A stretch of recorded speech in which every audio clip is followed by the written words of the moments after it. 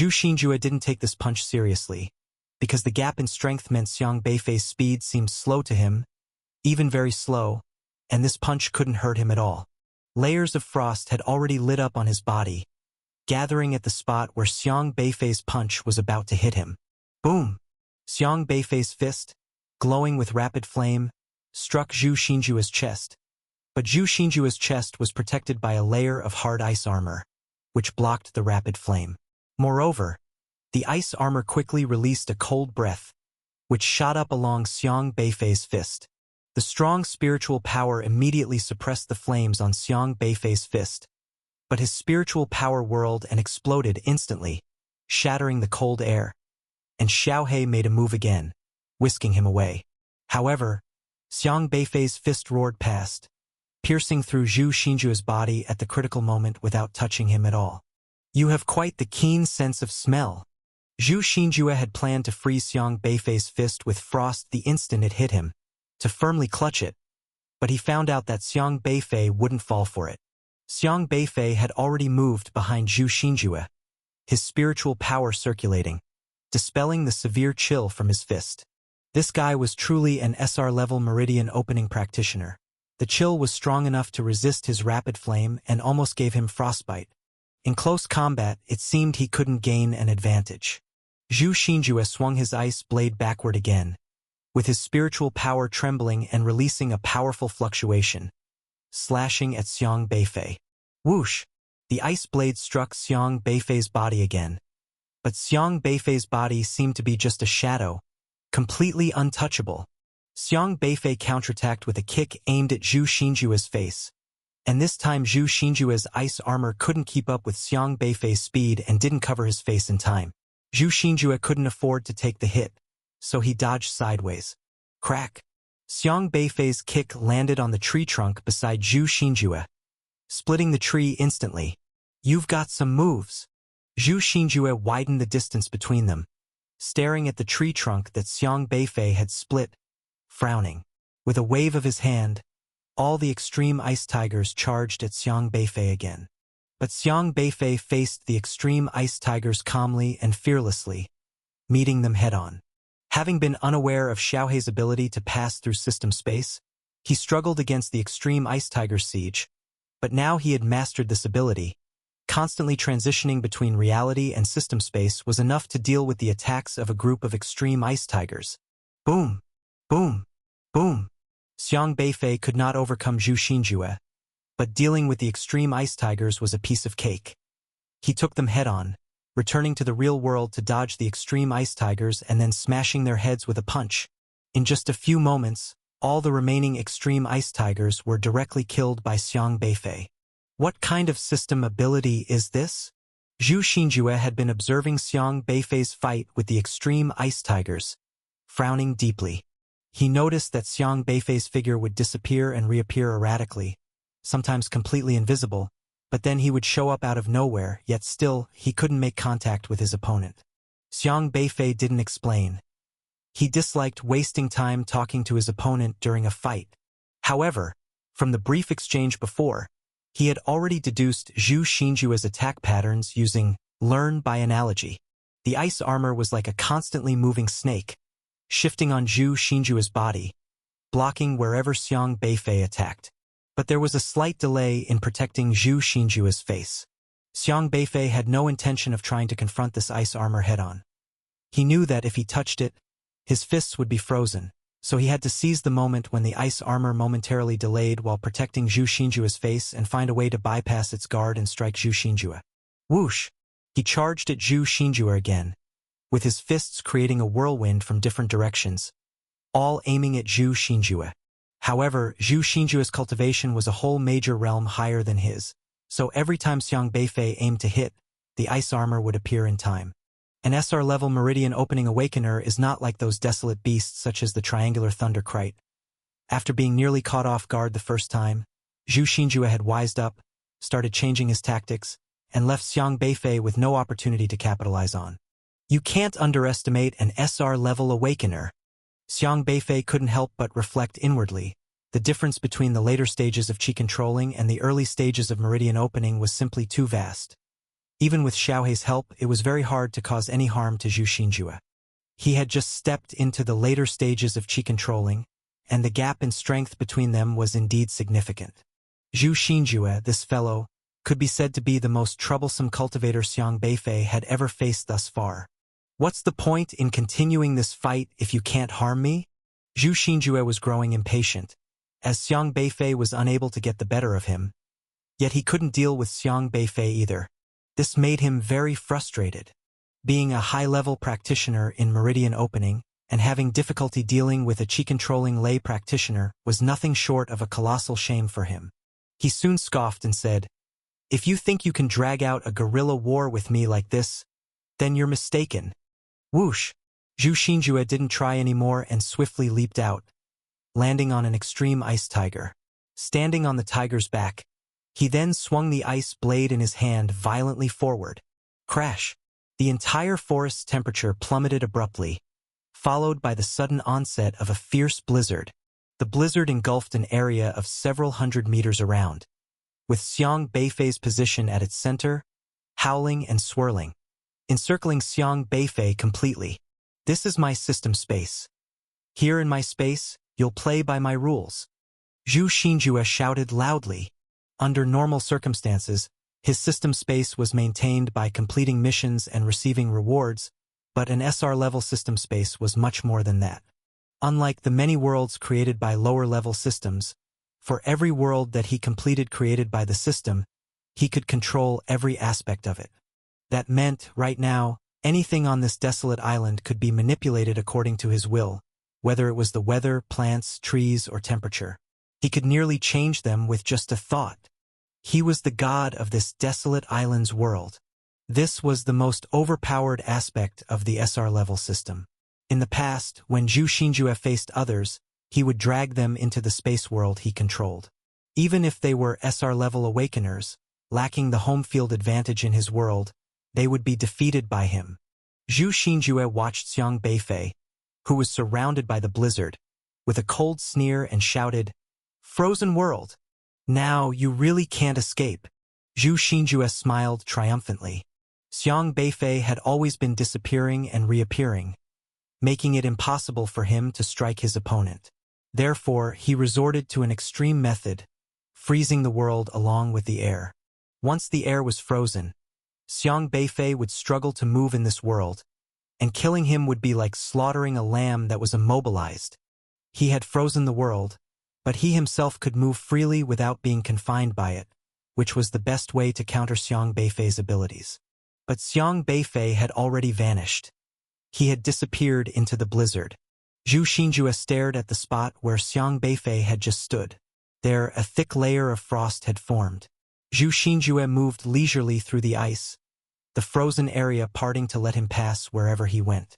"You are no match for me," Zhu Xinjue sneered coldly. He didn't see Xiang Beifei or feel his presence, but he knew the last position in which Xiang Beifei had appeared after he unleashed Frozen World. Even if Xiang Beifei could turn invisible, he couldn't move anymore and would only be frozen there. Just then, a flame suddenly burst out from the frozen trees on the left, flickering weakly within the ice, as though trying to melt the cold ice in front of it, immediately catching Zhu Xinjue's attention. "Are you hiding here?" Zhu Xinjue mocked. "Your pitiful flame can't melt my ice, because this is my world." Zhu Xinjue changed direction and walked towards the flame.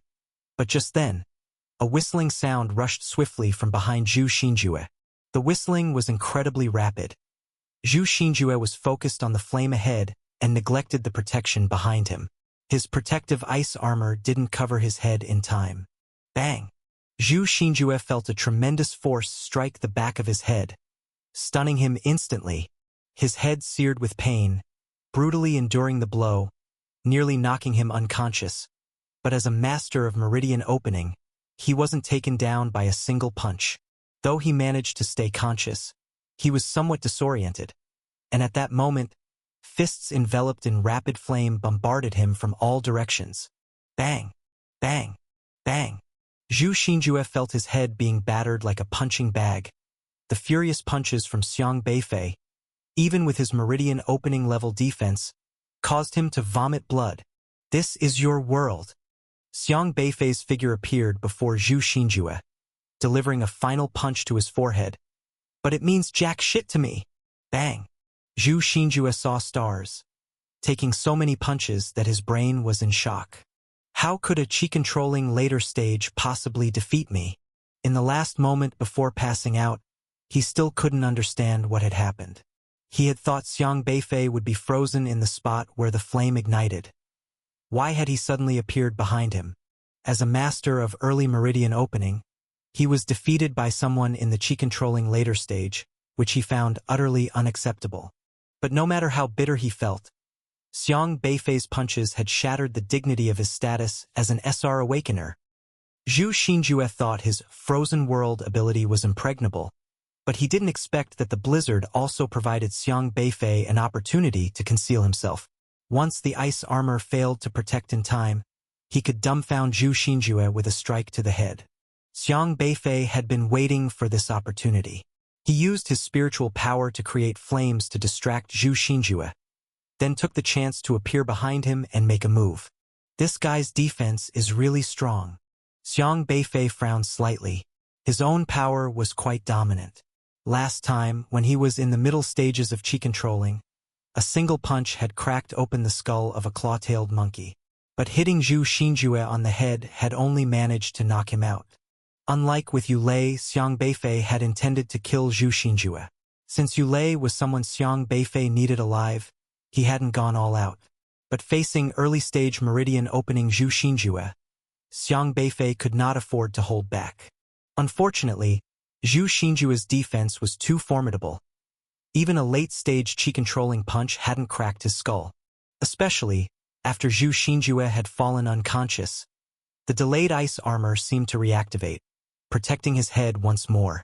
This ability was an SR grade, capable of protecting its master autonomously without Zhu Xinjue's control, making it truly difficult to kill an SR. However, now that Zhu Xinjue was knocked out, Xiang Beifei had no reservations. Even if the ice armor could protect him on its own, a person's body had many vital points. With his head protected, there was still the throat and chest that the ice armor couldn't completely defend against, and Zhu Xinjue couldn't actively dodge. He prepared to deliver the final blow, killing him to prevent this guy from waking up and using his spatial abilities to escape. But as soon as Zhu Xinjue fell, the frozen world he had controlled collapsed and vanished, causing both Xiang Beifei and Zhu Xinjue to fall back into the real world. "Beifei, are you okay?" Lu Hong called out. Lu Hong had just been dragged into a canyon world. His cultivation was mid-stage meridian opening. Zhu Xinjue wasn't confident in killing Lu Hong, so he had just detained him. But soon, Lu Hong had broken the blockade of that canyon world with his stronger cultivation, returned to reality, and discovered Lu Jiwei and Lu Gue in the forest. He had been worried about Xiang Beifei, and seeing him flicker in and out of sight in the forest had surprised him greatly.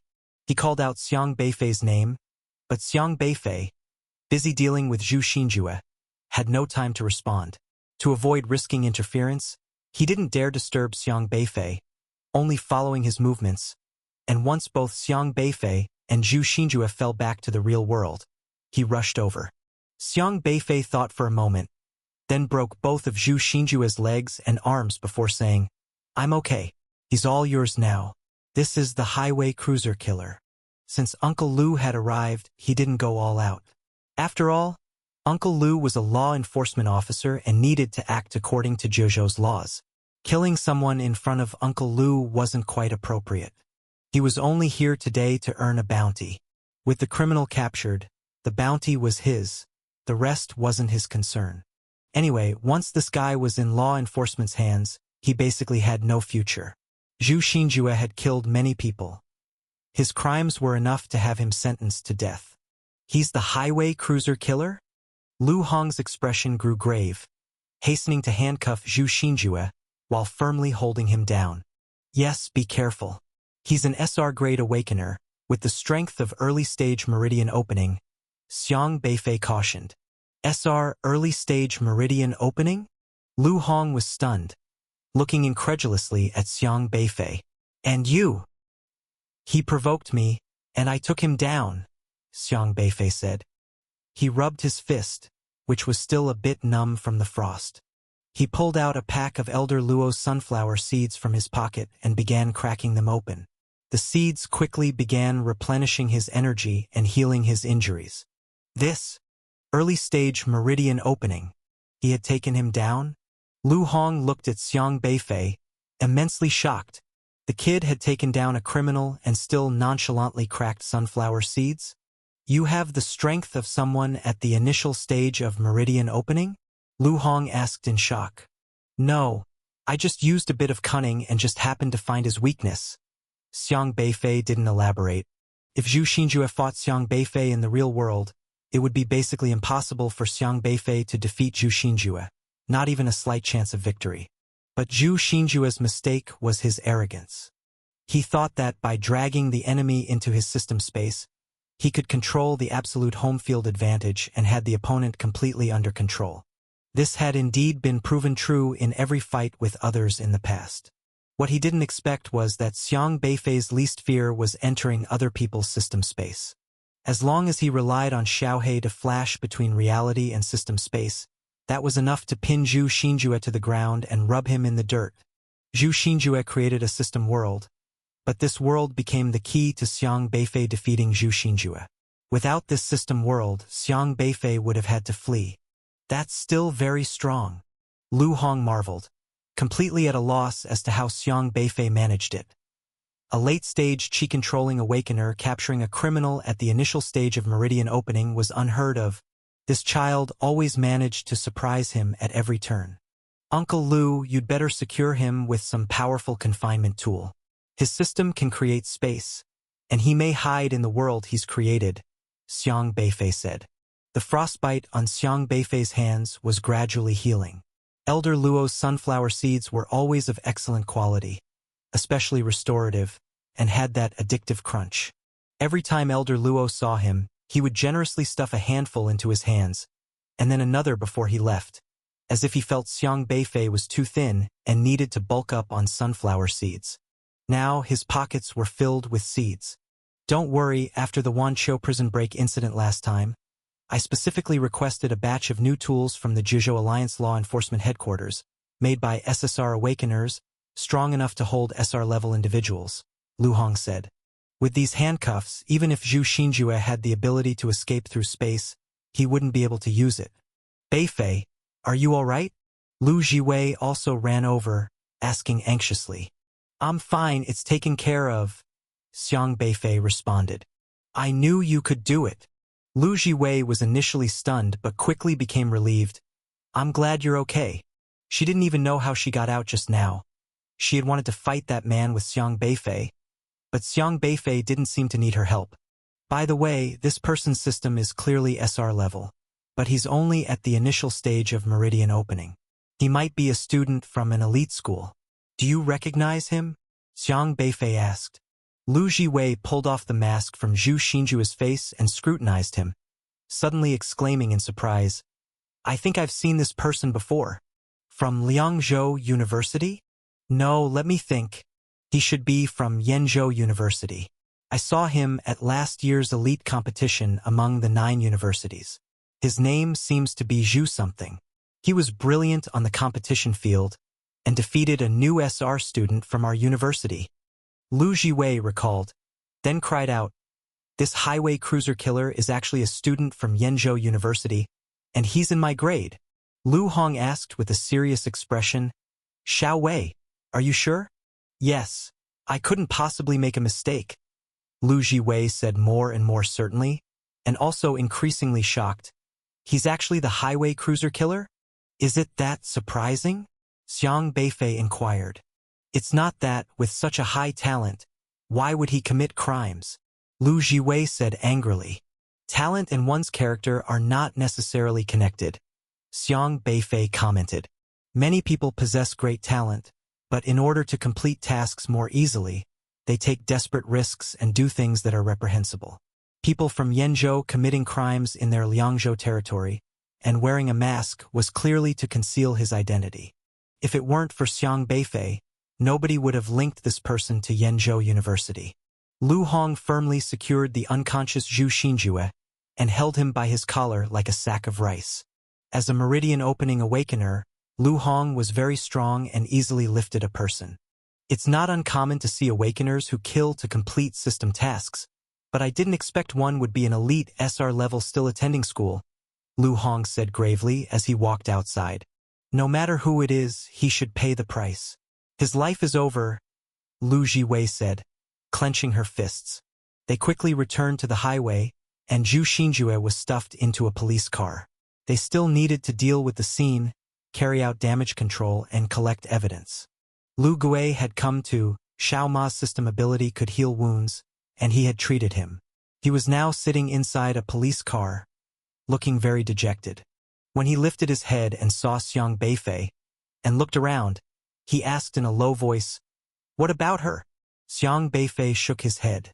People who died in the world created by Zhu Xinjue's system had truly died, becoming a part of that world, and their cultivation was completely seized by Zhu Xinjue.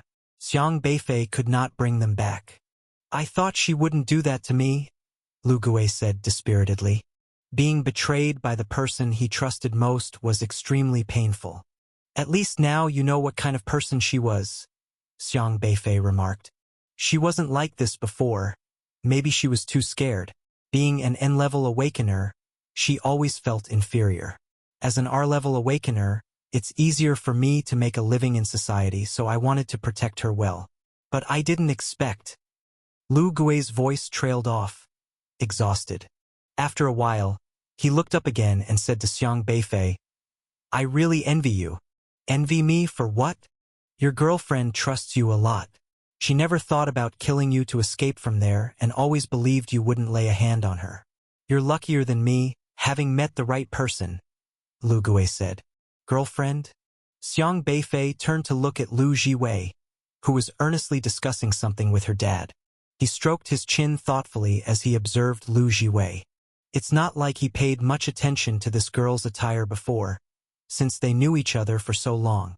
Perhaps it was the familiarity. No matter how she dressed, to Xiang Beifei, it all seemed the same. But if you really thought about it, Lu Jiwei was a girl with an amazing figure, just that she was quite careless, to the point that even her father didn't treat her as a girl. As for the girlfriend thing, she's got a strong sense of justice normally, so naturally she wouldn't hurt me, Xiang Beifei said with a shrug. Lu Gui gave a bitter smile and shook his head slightly. "I used to think Xiao Yun was a kind person too, with a strong sense of justice, speaking up against injustices in life. But who would have expected such a thing to happen at a life or death moment? What a person is really like, how they normally act, it doesn't matter. True character only shows during tough times." Looking at Lu Jiwei, Lu Gui saw her and He Yun, both girls, as worlds apart in his eyes. He envied the trust between Lu Jiwei and Xiang Beifei. "Anyway, thank you," Lu Gui expressed his gratitude. "I hope the two of you will be happy." "Unexpected blessings?" Xiang Beifei raised an eyebrow. They hadn't confirmed any relationship and were just pretending to be a couple to catch criminals. But whatever, he couldn't be bothered to explain. Lu Hong walked over, planning to escort Zhu Xinjue back personally to avoid any mishaps on the road. Since Xiang Beifei had come on Lu Jiwei's motorbike, he had to take the motorbike back to school. "Drive safely on your way back," Lu Hong instructed before leaving. "Sure. Don't worry. Beifei is so badass. Even two cruiser assassins wouldn't stand a chance," Lu Jiwei boasted energetically. On the highway, only Lu Jiwei and Xiang Beifei were left. "The power you wielded when you fired your gun just now was very strong. I underestimated you before. Have you given it a name?" Xiang Beifei asked seriously. "Going all out, I call it going all out," Lu Jiwei chuckled. "With that ability, hunting desolate beasts is too easy. You'd definitely excel as a pioneer," Xiang Beifei commented. "Everyone's awakening abilities are different, and so are their areas of expertise. Lu Jiwei's ability wasn't for fighting alone but was more suited for group battles. As long as she was powerful enough, when facing a horde of desolate beasts, Lu Jiwei's fully unleashed ability could send them into a crushing defeat. "Stop it, you're making me blush," murmured Lu Jiwei. "I haven't even qualified to venture outside to the wilderness yet, and you've already been around and back. After a pause, Lu Jiwei asked, "Is Lu Gui okay?" He seemed really down. "Were you consoling him just now?" "Anyone in his situation would feel terrible," Xiang Beifei replied. "That He-Yun is too much. If she truly liked him, she'd never hurt him. It's outrageous. Killing someone just to save herself. What kind of girl does that?" Lu Jiwei raged indignantly. Xiang Beifei leaned against a tree trunk by the roadside, resting his chin on his hand while looking at Lu Jiwei. Feeling self-conscious under his gaze, Lu Jiwei asked, "Why are you looking at me like that?" "I don't know, sometimes I forget you're a girl," Xiang Beifei admitted. Lu Jiwei's eyes widened. "Hey, what do you mean by that? How do I not look like a girl? Just because I like to fight. Are you saying girls who like to fight aren't girls anymore?" "I never said girls can't fight." "Then what are you looking at?" "You look pretty today." Xiang Beifei stood up and casually turned to walk toward the motorbike. Lu Jiwei paused for a moment, glanced at her clothes, and touching her chin, she wondered, what's he mean by that? Why is he saying I look nice today? Was I not good-looking yesterday? It's weird. The outfit I wore yesterday looked pretty good on me too. Hurry up and take me back to school. Xiang Beifei put on his helmet and shouted next to the motorcycle. "What's the rush? Keep it up and I might just leave you here in the middle of nowhere." Lu Jiwei kicked a stone on the ground and grumbled as she followed. After the highway cruiser killer incident was resolved, Xiang Beifei couldn't be bothered to pay attention to the aftermath. The new semester was approaching, summer vacation was ending, and more students were returning to school. Many were discussing this year's freshmen, and rumors had it that Liangzhou University had recruited a total of 14 SR-level newcomers. 14 SR awakeners. Elite universities were never short of geniuses. S-level awakeners were relatively rare in ordinary high schools and could garner a lot of praise, but they were a dime a dozen at elite institutions. Normally, during the freshman enrollment season, the SR awakeners would receive unprecedented attention. However, this year, the one who still garnered the highest level of attention was N-level awakener Xiang Beifei. As the only student in the entire school who fought his way into admission as an N-level student, he had been the talk of the town all summer long. The incident with Yu Lei writing articles over summer break had caused a stir, putting Liangzhou University in the hot seat on social media and subject to much criticism, leading many Liangzhou University students to remember the high-scoring N-level candidate Xiang Beifei. Then it was rumored that Xiang Beifei actually passed the entrance assessment, officially becoming a member of Liangzhou University. This was enough to fill everyone with boundless curiosity about this N-level student. After all, he was the only N-level student Liangzhou University had admitted in the 10 years since Shang Tianxiong had left. At the time of the entrance assessment, Liangzhou University was on summer break. With 30,000 students enrolled at Liangzhou University, only a little over 200 showed up that day. Many didn't come to see the assessment, and since the assessment video was kept confidential, other students could only speculate based on hearsay.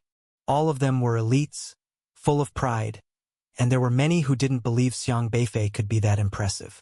Hence, various theories and speculations abounded, and some became quite bizarre. Initially, the rumor was that Xiong Meng had given Xiang Beifei a hard time but got punched away by him. This then morphed into a tale of Xiong Meng sparring with Xiang Beifei during the assessment, ending up being punched away by Xiang Beifei.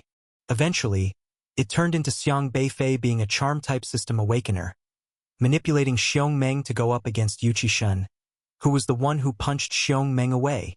In the end, the rumor became that Yu Qishun fought with Xiang Beifei, who resorted to trickery, infuriating Yu Qishun so much that he punched Xiang Beifei flying into the lair of the Three Souls Desolate Snake. Only a mere 200 or so knew the truth, but when the story spread among over 30,000 Liangzhou University students, it mutated into various versions.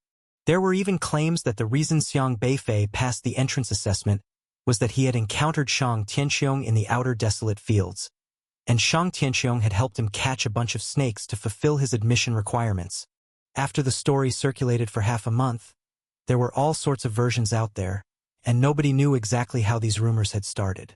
When Xiang Beifei sat in the cafeteria eating his meal and overheard two girls at the next table confidently declaring that he had awoken the old snake brogue system, which allowed him to control all serpent desolate beasts, thus luckily completing the assessment, he too was dumbfounded. Could this be some guy who awoke the rumor-mongering system and is deliberately causing trouble? Xiang Beifei calmly ate his food, not too concerned. He didn't want too much hassle on the first day of school, so while eating he wore a hat. With so many students around and everyone dressed casually, no one would pay too much attention to his appearance. After eating, he returned to his dorm to find a piece of paper stuck to the door listing the inhabitants of the dorm. He was staying in a university dormitory, a 4-person room, but since Xiang Beifei had moved in half a month earlier, he had been living there alone. Now, with the start of the new term, it meant he was going to have 3 new roommates. The dormitory list read: Room 404 students, SR level Li Zimu, SR level Long Guoqing, SR level Meng Yuekai, and level Xiang Beifei. Huh? Xiang Beifei was surprised to find that his roommates were 3 SR level awakeners. Good grief! There were only 14 SR level freshmen this year, with 3 in the liberal arts college and 11 in the martial arts college. That meant out of 11 SR level martial artists, his dorm had just happened to be assigned 3. One didn't need to think too hard to realize something was amiss. As an N-rank awakener, finding himself in a dormitory with 3 SR rank awakeners wasn't something Xiang Beifei believed to be a coincidence arranged by the school. Below the dormitory list, there were also some printed words, indicating the current advisor for this dormitory building.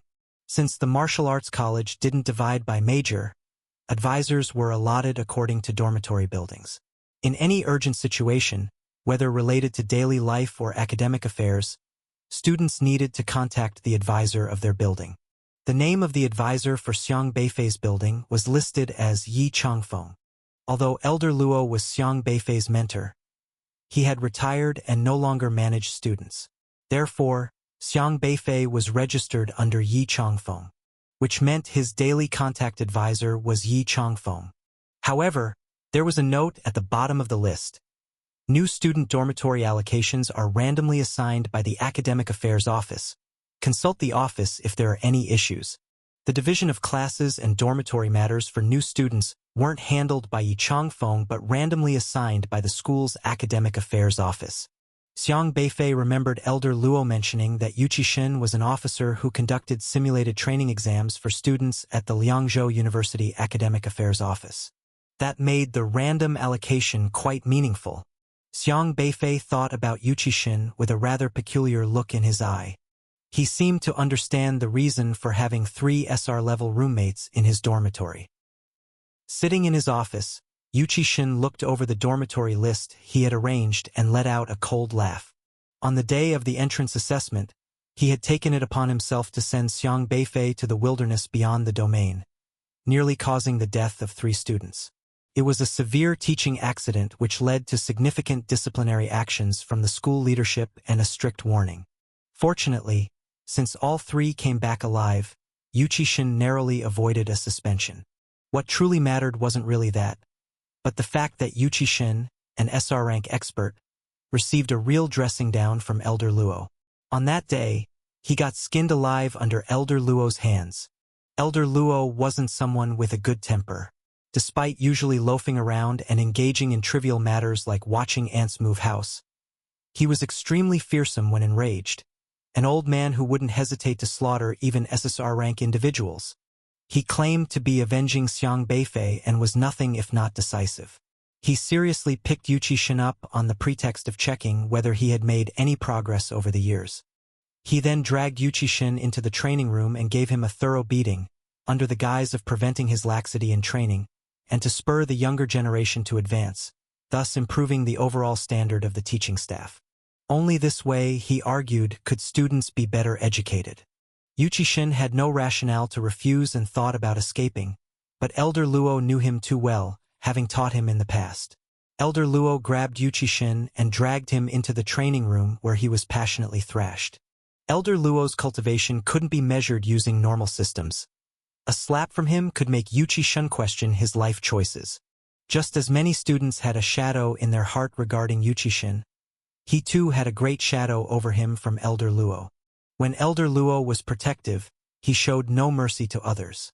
Even though Yuchi-shin was a vice professor, it didn't matter to Elder Luo. He acted without hesitation. Concerns for seniority or face meant nothing to Elder Luo, who didn't care how others perceived him and had no reservations about striking out. With Elder Luo covering for Xiang Beifei, Yuchi-shin no longer dared to harm Xiang Beifei openly. But there were still things he could do behind the scenes, like manipulating dormitory assignments. If you're so outstanding, then I'll assign you 3 SR-level roommates. Yuchi-shin's fingers tapped lightly on the dormitory list, humming to himself. It wasn't just Elder Luo who had been analyzing the video footage of Xiang Beifei. Yuchi-shin hadn't stopped watching the scene of Xiang Beifei killing the Triangular Thunder Knight either. Yuchi-shin came to a conclusion. Xiang Beifei was a body cultivator, which meant that Xiang Beifei's awakening was very likely related to a body cultivation technique. This world didn't lack martial artists. Many people had mediocre system talents, so they chose the path of body cultivation. Body cultivation was a very difficult and arduous road. Without being hard on oneself, there would be no way to improve. It required immense willpower to walk the path of body cultivation, honing one's physical body every day. For S-rank system awakeners, following the path of body cultivation was somewhat easier because the system provided assistance. However, for N-rank system awakeners, the situation was different as most relied on their willpower. Body cultivators couldn't be evaluated in the same way as normal system awakeners. As soon as they improved their physical fitness even a little, they could suppress their peers. Just look at Xiong Meng as an example. It was said that Shang Tianxiong was also a very powerful body cultivator. If body cultivators achieved success in their training, they were extremely powerful, and at every stage they were stronger than others at the same level. When Xiong Meng was in the mid-chi controlling stage, his defensive power caused headaches for many in the late chi controlling stage. However, the cultivation advancement of body cultivators lagged much behind their peers. Being S-rank, it took Xiong Meng over a year to reach the late chi controlling stage, while other S-ranks broke through to the late chi controlling stage in less than a year. The further they progressed, the more time body cultivators needed to advance. The disadvantage was even more pronounced for N-rank awakeners. In Yuchi-shin's analysis, Xiang Beifei was no exception.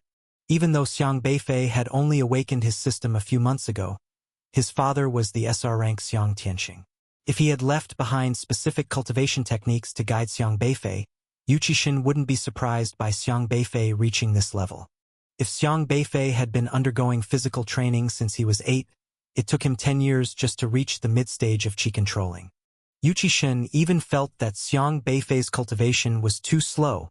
The most important thing was that with an N-level talent, it was very difficult to step into the meridian opening phase through body cultivation.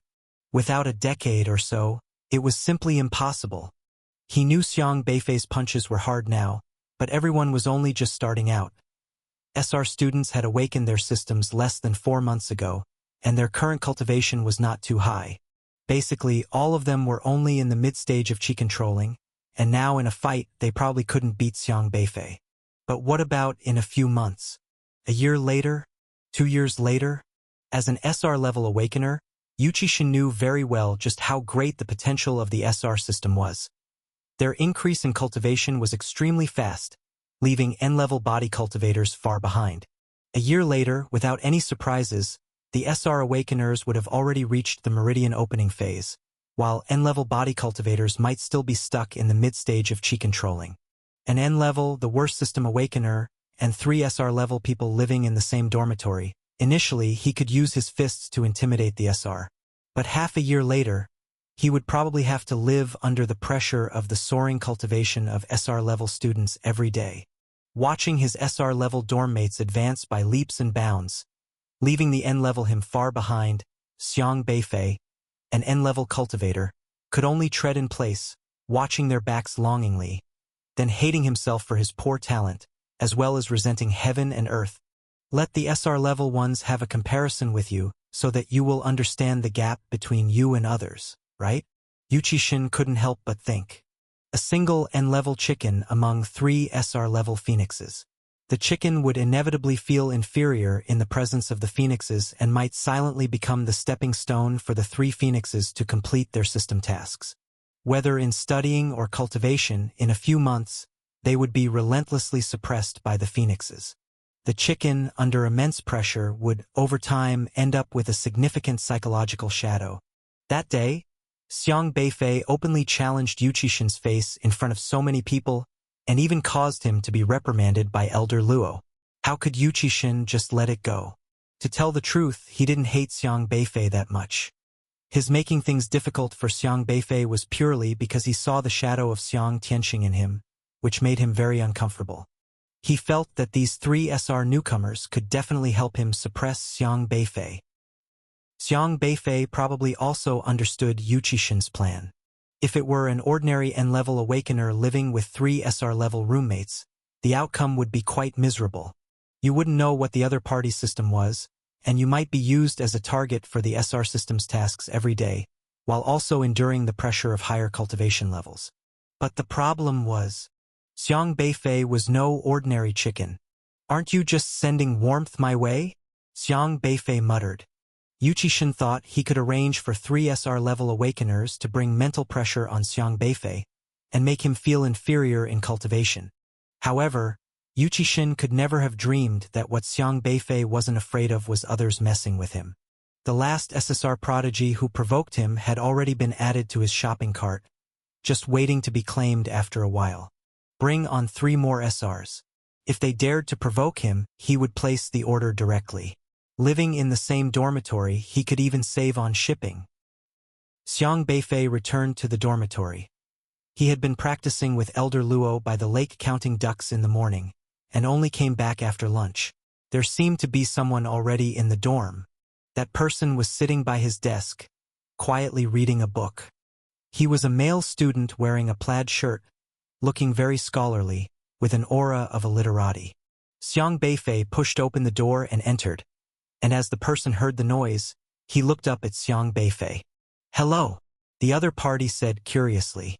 "Host, Li Zimu, SR level, literature system, realm, mid-stage chi controlling." "Hello." Xiang Beifei appraised the other's system thoughtfully. "Li Zimu, that's my name." The male student smiled at Xiang Beifei. "Xiang Beifei, I've heard of your name." Li Zimu looked at Xiang Beifei with curiosity, saying, "You're quite famous. I've been browsing through the Liangzhou University forum all summer. When I saw the name list on the door just now, I was a bit surprised. I didn't expect to be roommates with you." "Pleased to meet you," said Xiang Beifei. This SR-level student didn't seem to have a strong aversion to him, which was good. As long as he kept to himself, they could get along just fine. Li Zimu set down the book in his hand and said, "I admire you.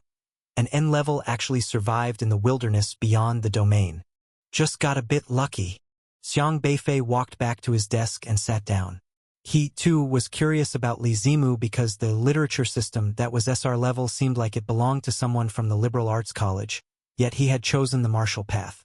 But considering that even Chen Xiuqin, with the Jianmei system, had chosen the martial path, he wasn't surprised. After all, many systems could opt for different directions, so it was normal for some awakeners with literary systems to want to pursue martial arts. Xiang Beifei read the system interface introduction for Li Zimu. Literature system. You can extract powerful forces from text. Reading more books, reflecting more, and understanding more is the best path to become stronger. Current abilities you possess. Never forget after one glance. Supermemory. Penetrating writing. Understand others' thoughts through text. Current martial arts ability you need to master. Poetic kill. The verse you're currently comprehending. Chaotic stone-piercing sky. Alarming waves crash against the shore, rolling up 1,000 piles of snow. This ability is quite interesting. Xiang Beifei was quite astonished. The way SR-level awakeners become stronger was pretty simple. For example, Elder Luo's way was just counting ducks and watching ants move house. Li Zimu's method of becoming stronger involved reading books, grasping the artistic conception within them, and extracting power from all kinds of texts. Currently, he had only comprehended 2 verses, one of which was vast ocean frozen, lament clouds bleak and miles thick, and the other being the one he was currently on, chaotic stone-piercing sky, alarming waves crash against the shore, rolling up 1,000 piles of snow. Though it was only 2 verses, just these 2 can act as a major offensive move. He could use his own spiritual power to create the scenes depicted in the poems, take control of their artistic conception, and let the verses burst forth with formidable combat power. A martial path through a literary system that's indeed rare. Xiang Beifei did not underestimate Li Zimu, just as he couldn't underestimate Qian Shuqin's precarious ability. An ability like Poetic Kill was very special and powerful. For instance, chaotic stone-piercing sky, alarming waves crash against the shore, rolling up 1,000 piles of snow. He could even imagine Li Zimu gesturing during a fight, the sky and earth changing dramatically, countless stones falling from the sky, and overwhelming waves engulfing his opponents. Currently, at the mid-stage of Qi controlling, the power may not seem great, but this is just one of the verses. With thousands upon thousands of poems in the world, if he patiently comprehends each one, the artistic conception of every verse could become a move. As an SR level with such ability, his future looks promising. Moreover, he grows stronger just by reading text with hardly any restrictions whatsoever. You read the Taoist classic, Tao Te Ching, literary Tao value plus 500. You read the Confucian sage's work, Analects, literary Tao value plus 500. You read the novel, Spiritual Instrument Revival, literary Tao value plus 501. You saw Lu Long's signature, sensed his excitement, literary Tao value plus 10. You read the teacher's writing on the blackboard, felt the teacher's annoyance, literary Tao value plus 10. You saw the name tag on Xiang Beifei's desk, noticed his calm and composed demeanor, literary Tao value plus 10. This guy just reads books, novels, others' writings in his daily life, even comprehending the emotions of the person who wrote their name, then grows stronger unconsciously. He's not much different from Elder Luo, the great idler. The only difference is that Li Zimu's system values are normal, unlike Elder Luo's whimsical way of resetting stats, for which no second similar case has been found yet. But Li Zimu's Poetic Kill is also quite impressive. Seeking recommendation tickets, asking for all kinds of subscriptions for support. Have the other 2 not arrived yet? Xiang Beifei inquired. They have arrived. They went to the Academic Affairs office. Li Zimu hesitated for a moment, then said, they went to give feedback on the dormitory allocation issue. Dormitory allocation? Anyway, when they come back, you'll find out. So let's be honest, they don't want to share a dormitory with you, Li Zimu said. Xiang Beifei simply nodded, not particularly surprised. For high-ranking awakeners, sharing a dormitory with an N-level was quite embarrassing. These 2 were quite sincere. They had directly gone to the Academic Affairs office to report. What about you? Xiang Beifei asked. I don't mind, Li Zimu smiled and said. There's an old saying, judging a horse misses its thinness, judging a scholar misses his poverty. Similarly, judging a friend misses their cyst. Treating people based on their system is unwise. It was rare for an SR-level awakener to not be arrogant or dismissive, and still maintain polite mannerisms. Although his speech was old-fashioned, it made quite sense. Reading more is indeed useful. Xiang Beifei smiled, organizing his desk a bit. However, Li Zimu, still curious, asked, there are various rumors about you outside.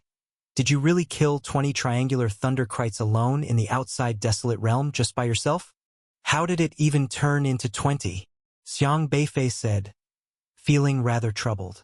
The rumors were indeed getting more absurd. Is it not so? Li Zimu asked. Just 2 triangular thunderkrites. Don't trust the internet rumors, Xiang Beifei said. That's still very impressive, Li Zimu exclaimed, pulling out a book titled Desolate Beast Cognition and Anatomy. He flipped to the section about the triangular thunderkrites and showed it to Xiang Beifei, saying, I specifically read about the triangular thunderkrites. This type of desolate beast is almost unbeatable at the chi-controlling stage. Impervious to blades and bullets, its only weakness is its eyes. But if you try to poke its eyes, it will close them defensively. One must strike when it fires lightning, but the lightning can destroy anything. You only have a fleeting moment to dodge the lightning, and it is hard to seize the opportunity. Managing to do this, you cannot be just an ordinary person. Although he possessed the power of poetic kill, he admitted that he had no countermeasures when facing the triangular thunderkrites. Therefore, he believed Xiang Beifei could not possibly be a mere N-level awakener. Just lucky, Xiang Beifei still said simply. Humph, relying on luck. Getting by on luck in a prestigious university isn't that easy. Just then, a cold voice came from the dormitory entrance. It was a male student dressed in a stylish suit. His clothes were exquisite, and he was handsome. Host. Long Guoqing. SR. Spotlight System. Stage. Mid-Chi Controlling. Long Guoqing, that was the other SR-level awakener in this dormitory. That's not entirely true. Sometimes luck is also part of the strength, Li Zimu said. If he wasn't an awakener of the luck system, then that statement would be meaningless for him, Long Guoqing said, looking at Xiang Beifei with arrogant eyes. Xiang Beifei was seriously examining the other system. Spotlight System. Gains strength from the attention of all within 100 meters. Whether it's a desolate beast or a human, anyone who looks at you for 5 seconds will make you stronger. The longer they look, the more attention value they generate. Yu Qixin looked at you for 5 seconds. Attention value plus 5. Meng Yuekai looked at you for 5 seconds. Attention value plus 5. This SR-level spotlight system computes in 5-second intervals. If the gaze shifts away and then returns, it must be counted anew, but it still generates attention value. This fellow not becoming a megastar is truly a waste of this system. Although limited to within 100 meters, and it seems a person can only give a maximum of 15 attention points per day, if he were to become a singer and hold concerts, everyone would stare at him, undoubtedly strengthening him. As long as he becomes the focus of the crowd, he could become extremely powerful. This ability, apart from being looked at, has no other special traits. His combat power needs to be purchased from a marketplace and also needs time for cultivation. One ability he is currently cultivating is vision pressure, which is the pressure exerted by a gaze. If he looks at a wall, he will convert attention value into immense pressure and shatter that wall. It is literally seeing through that wall. The legendary laser eyes fall under the category of vision pressure. Only his vision pressure is silent and colorless, without the flashy red lasers. When laser eyes emit a red shockwave, others can react, but his vision pressure, being invisible and colorless, hits the target as soon as it is seen, making it hard to dodge. Of course, what he can pierce depends on the level of cultivation. If his own cultivation isn't enough to pierce a target, he can use attention value to substitute. For instance, his current cultivation is not enough to pierce a person's skin with vision pressure alone, but by expending 50,000 attention value, he can achieve it. To pierce a wall, it costs 200,000 attention value. When Long Guoqing uses vision pressure, it requires a huge consumption of attention value, and he currently has 564,605 attention value. Depending on the intensity of the gaze pressure, the expenditure of attention value varies. Using system values to execute vision pressure often leads to losses, because if the target is a person, one must also consider the other's level and defenses. Sometimes 50,000 is far from sufficient. He was more accustomed to first using the system values to enhance his own cultivation, and once his strength had increased, he then used his own cultivation to deploy vision pressure, which was more reliable. Normally, he would at most rely on his gaze to exert psychological pressure on others, making them hesitant to meet his eyes. In simple terms, it was domineering. This guy seems to be a show-off, Xiang Beifei thought to himself as he formed a general impression of Long Guoqing. With such abilities, not seeking attention was basically useless. However, as an SR-level awakener, He was the center of attention wherever he went, so he collected attention value quickly. You probably didn't awaken the luck system, did you? I heard you were just a body cultivator, Long Guocheng said coldly as he looked at Xiang Beifei. Body cultivation? Had this term really spread so widely? Did everyone really think this way? What do you think? Xiang Beifei stared at him seriously. Heh, you dare to meet my gaze? Long Guocheng narrowed his eyes, his gaze possessing absolute oppression. Whenever he made eye contact with anyone, just a slight deployment of vision pressure was enough to make the other person tremble with fear. He planned to first give Xiang Beifei a setback to make him understand the dignity of being an SR. Yet Xiang Beifei still looked at him seriously. Xiang Beifei has looked at you for 5 seconds. Attention value +5. This guy, he can actually remain calm under my intense gaze? Long Guocheng frowned. Not many dared to directly look him in the eye. His gaze was filled with oppressive dominance. Anyone at the same cultivation level as him would quickly feel uneasy under his stare, experiencing immense psychological pressure, and subsequently unconsciously avert their gaze.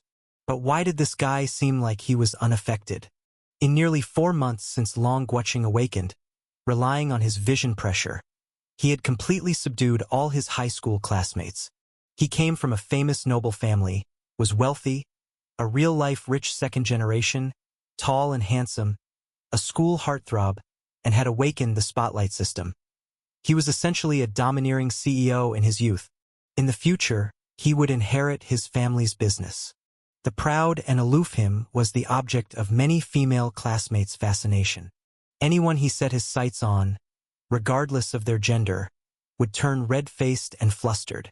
Some girls would cover their faces and flee at just one glance from him. Other boys would be meek in his presence, unable to speak, following his lead. But why did his usually prideful ability have no effect on this lowest N-level system? For this to happen, either the system's gift and cultivation were not weaker than his, or it was a case of strong willpower. Xiang Beifei's system gift was inferior to his, and he had just gotten news from Yuqishin that the other party was only mid-phase chi controlling and also an N-level. How could he resist his domineering gaze? So, did this N-level awakener Xiang Beifei possess strong willpower? Indeed, an awakener who could casually walk from the outer wasteland and return wouldn't have poor willpower, especially since Yuqishin had mentioned that Xiang Beifei was a body cultivator. Body cultivators, besides having formidable physical qualities and strong willpower, had zero abilities in all other aspects. But being an SR system holder with system assistance, all he needed to do was exert a bit more gaze pressure. By harnessing the oppressive force of a domineering CEO's gaze, he could definitely crush his psychological defenses. Humph! I don't believe you can stay so composed. Long Guocheng, relying only on his cultivation to exert vision pressure, was clearly unable to suppress Xiang Beifei. To establish his dominance over this N-level awakener, Xiang Beifei, he decided to spend 1,000 attention values to enhance the power of his vision pressure. Make my heart race and my face flush. You piece of trash from an N-level system. Long Guocheng silently elevated his vision pressure to a new level. His gaze became increasingly intense, so much so that even veteran chi controllers in the later stages struggled to maintain eye contact with him. Up to this point, apart from not applying his vision pressure to his fellow SR-level classmates, Li Zimu and Meng Yuekai, anyone else who met him was involuntarily intimidated by his domineering CEO-like demeanor. Come on! Quickly turn red, cover your ears, and run away under my gaze. I want you to feel intimidated by my gaze, feel inferior, and voluntarily move out of this dorm to disappear from my world. Long Guocheng's eyes blazed with invisible pressure that swept towards Xiang Beifei. A domineering aura encompassed the area, even stirring up an invisible wind that fluttered throughout the dorm, causing Li Zimu, who was watching the excitement, to slightly furrow his brows. He knew that Long Guocheng seemed to be suppressing Xiang Beifei, but he didn't know exactly what means Long Guocheng had used. He was somewhat worried about whether Xiang Beifei, being an N-level, could withstand this SR-level trouble. Li Zimu was about to remind Long Guocheng of the rules stated in the newcomer school regulations, which prohibits physical confrontations without a mentor present. But at that moment, he perceived something unusual because he sensed that the situation was not as bad as he had imagined. Xiang Beifei was still staring at Long Guoqing in confusion. Xiang Beifei has looked at you for 5 seconds. Attention value +5. Damn. Still not enough? Fine. I'll increase my power. Long Guoqing found that his domineering vision pressure, boosted by 1,000 attention points, still failed against Xiang Beifei and felt very reluctant, adding another 5,000 points. He just couldn't swallow his pride. He was SR level. He must establish his dominance before this N level. Long Guoqing's gaze was almost breaking through the atmospheric pressure. He scanned Xiang Beifei's face thoroughly, and for some reason, bizarre thoughts suddenly surfaced in his mind. Speaking of which, why does this N-level trash look so delicate? This face seems even more handsome than mine. Why does his puzzled and serious expression make him seem quite charming? Why does this N-level awakener's gaze seem to carry a special demeanor? That demeanor, it's like the warm sunshine, capable of melting ice and snow. Wait a minute. What am I thinking? Why do I feel like my skin is heating up? Why is my heartbeat speeding up? No, this isn't right. Isn't it usually others who blush and feel flustered under my gaze? The more Long Guoqing used vision pressure on Xiang Beifei, the more random thoughts emerged in his mind, and his heart pounded like a drum. Huh? Why are you blushing? Xiang Beifei curiously asked. Am I blushing? Impossible. How could I possibly be blushing? I am the man destined to inherit the Long Corporation's business, a future domineering CEO. It's always others who blush in my presence. Not me. You're talking nonsense, Long Guoqing said sharply, with a hint of inner turmoil. Li Zimu also looked at Long Guoqing in surprise and said, Long Guoqing, are you all right? Your face looks like you've applied rouge. Is this your ability, or do you have a fever? You shouldn't be feeling unwell, considering you're an SR-level awakener. Li Zimu was baffled by Long Guoqing's sudden blushing. How did two grown men end up like this with the proud Long Guoqing blushing? The atmosphere turned weird. Hearing Li Zimu's words, Long Guoqing felt even more guilty. Done for, even Li Zimu, who is also SR-level, said so. Could it be that I really blushed? Wasn't I supposed to make Xiang Beifei blush and then force him to move out of the dorm? Why does it seem like the situation is out of control? Long Guoqing was still staring at Xiang Beifei, suddenly feeling that Xiang Beifei's clear gaze was like a pool of pristine water, as if a gentle breeze passed over it, stirring up ripples and gently rippling. Suddenly, surges stirred in Long Guoqing's mind too, but soon, Long Guoqing snapped back to reality. Damn it! I actually got breached. Long Guoqing felt increasingly guilty inside, his face reddening more and more, no longer daring to meet Xiang Beifei's gaze, frantically shifting his eyes away from Xiang Beifei. But even without making eye contact with Xiang Beifei, the pressure still didn't lessen. It seemed like the ranked N failure was still watching him. Detestable. How could he look at me like that? In a moment, Long Guoqing's heart was in turmoil, and he couldn't help but reach out a hand to touch his own face. So hot. He actually really blushed. He was clearly there to assert his dominance over this ranked N failure, so why was it he who ended up blushing? Xiang Beifei looked at you for 5 seconds. Attention value +5. Long Guoqing felt increasingly panicked inside. Xiang Beifei was still looking at him, and he felt more guilty, finding it impossible to stay any longer. Hastily, he turned around, without a word, and rushed out of the dormitory. Phew! The air in the corridor was so fresh. Long Guoqing breathed deeply the fresh air, as if he had escaped from a dim cage, seeing the sunlight again, and the pressure on him gradually dissipated. But when he regained his senses, he felt even more annoyed. I actually blushed from a ranked N freshman's gaze? Shameful. In high school, he was the object of many girls' secret admiration, a genius envied and admired by many boys. All his classmates avoided his gaze. He always made people blush. Never had he been made to blush himself. But today he had actually felt his heart race because he was looked at by a ranked N failure? Could this be the strong point of a body cultivation martial artist? Long Guoqing had never encountered body cultivators before because in his eyes, body cultivation was the path only those with poor talent took, like Xiang Beifei, who rarely achieved anything. But today, having met a body cultivation martial artist for the first time, he was caught off guard and let down his defenses. Body cultivation, indeed powerful. Damn it. Wait for it. I must regain my lost dignity. Long Guoqing was very unwilling. He knew that, in the Qi-controlling stage, body cultivators were almost invincible, even if only SR-ranked and freshly trained a few months, they could do nothing against body cultivators. However, there was still time. Body cultivators progressed slowly. Xiang Beifei was only in the middle stage of Qi-controlling and might take several years to reach the meridian opening stage. Meanwhile, as a ranked SR awakener, he only needed 1 year to reach the meridian opening stage. Long Guoqing secretly made up his mind. He decided not to move out of this dorm but to continue sharing with Xiang Beifei. First, he would adapt to the pressure from his body cultivation, and then, when his martial cultivation surpassed that of Xiang Beifei, he would use vision pressure to stare down Xiang Beifei again. Win the stare down. Make him voluntarily move out of this dorm. The cold and proud heir to the Long Corporation couldn't possibly give up his contempt for Xiang Beifei. Having suffered a loss today, he prepared to take revenge in the future. If even a ranked N awakener like Xiang Beifei couldn't be conquered, what would conquering the whole world mean? Xiang Beifei had already looked at Long Guoqing for so many seconds, adding 15 attention points. This was already the maximum.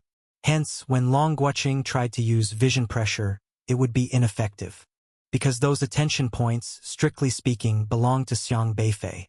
As long as he understood the other's system mechanics, Xiang Beifei could utterly defeat him. Seeing Long Guoqing flee in defeat, he shrugged his shoulders, then turned around, arranging the new books that had just been handed out. Xiang Beifei wasn't worried that Long Guoqing would suspect anything. He had only slightly controlled the other's vision pressure application and hadn't made Long Guoqing lose anything. This is a world where everyone can cheat. If the road rises 1 foot, the demon rises 10 feet. Seeing Long Guoqing flee in defeat, he would merely think it was his own spiritual defense or willpower that had backfired. After all, Long Guoqing had regarded him as a body cultivator. The willpower of body cultivators is well known, and it's normal to withstand such spiritual power pressure. Li Zimu looked at Xiang Beifei somewhat surprised and asked, "It seemed like he tried to attack you just now. How did you withstand it?"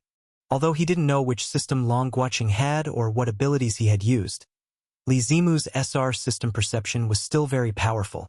He used a spiritual attack. "I'm a body cultivator." Xiang Beifei decided to go with the flow. Calling himself a body cultivator would provide good cover.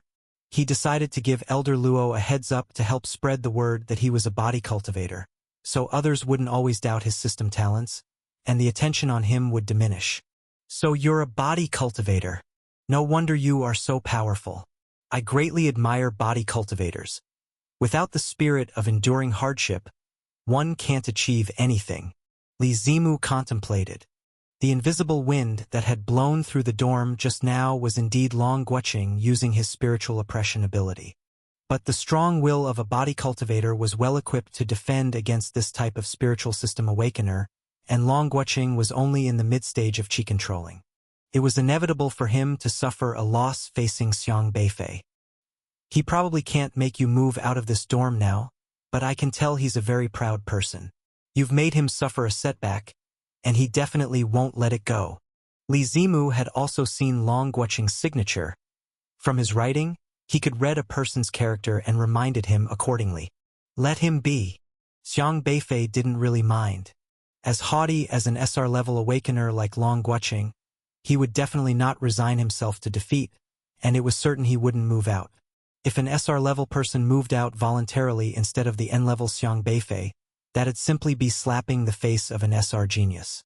But Xiang Beifei had to give such a person a proper lesson, which would also make living together more manageable.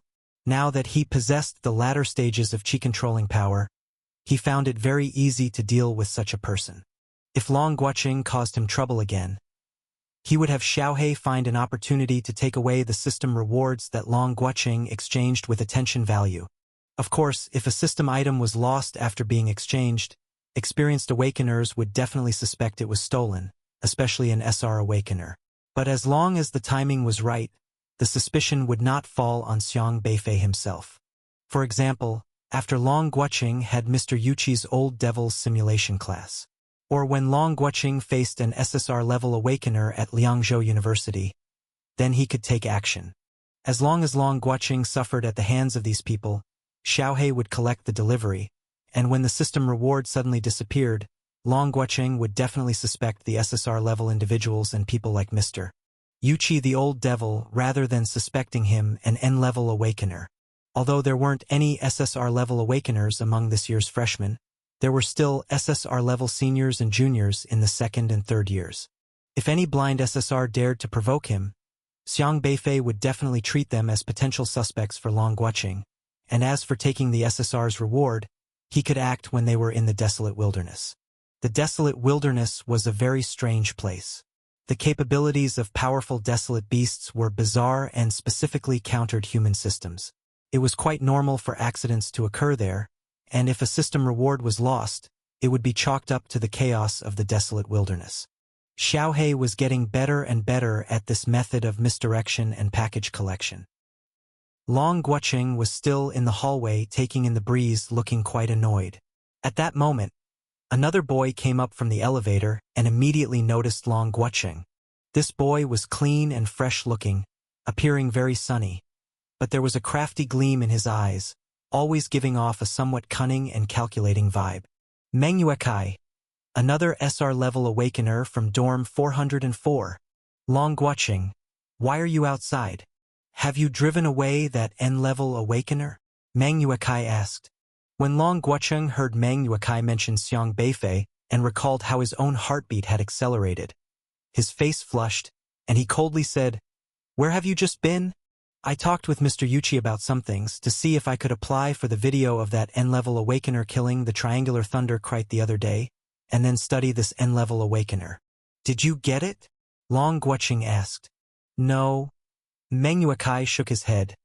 Such videos are written into student files, which are highly confidential documents. I've heard they are part of the UR system's security measures.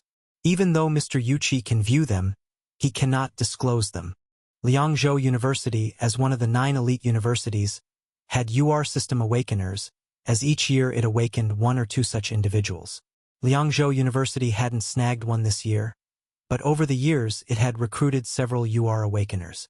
However, these UR awakeners had too high a talent and soon graduated and went to work for the Jizhou Alliance, hardly seen in public. But as alumni, their left-behind security measures were absolutely first class. Student records in the school were absolutely confidential, which could be viewed on the spot but not disseminated, and Yuqi-shin could not disclose them. Your mood doesn't seem very good. What happened?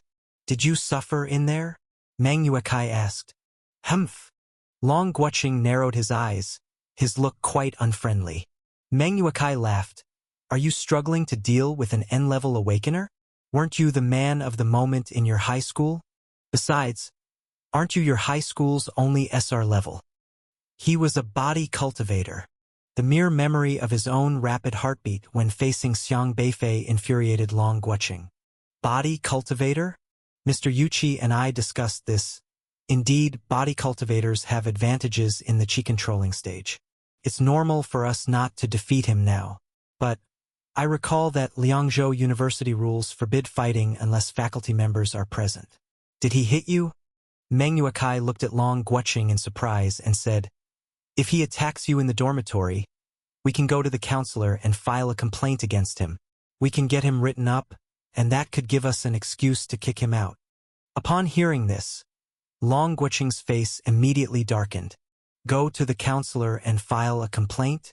Not to mention that it was he who struck first, but asking him, a formidable SR-level master, to admit in front of a counselor that he used his system abilities to pressure an N-level student, resulting in embarrassment? Where would that leave his dignity as the future sect leader of Long Corporation? It's none of your business. Keep your nose out of my affairs, Long Guoqing said coldly. Mang Yuekai vaguely guessed something and smiled. All right, I was just saying. Mr. Yuchi refused our request for a dorm reassignment. I can roughly guess his intention. He doesn't like this N-level freshman either. Mr. Yuchi doesn't like him either? Are you sure? Long Guoqing frowned.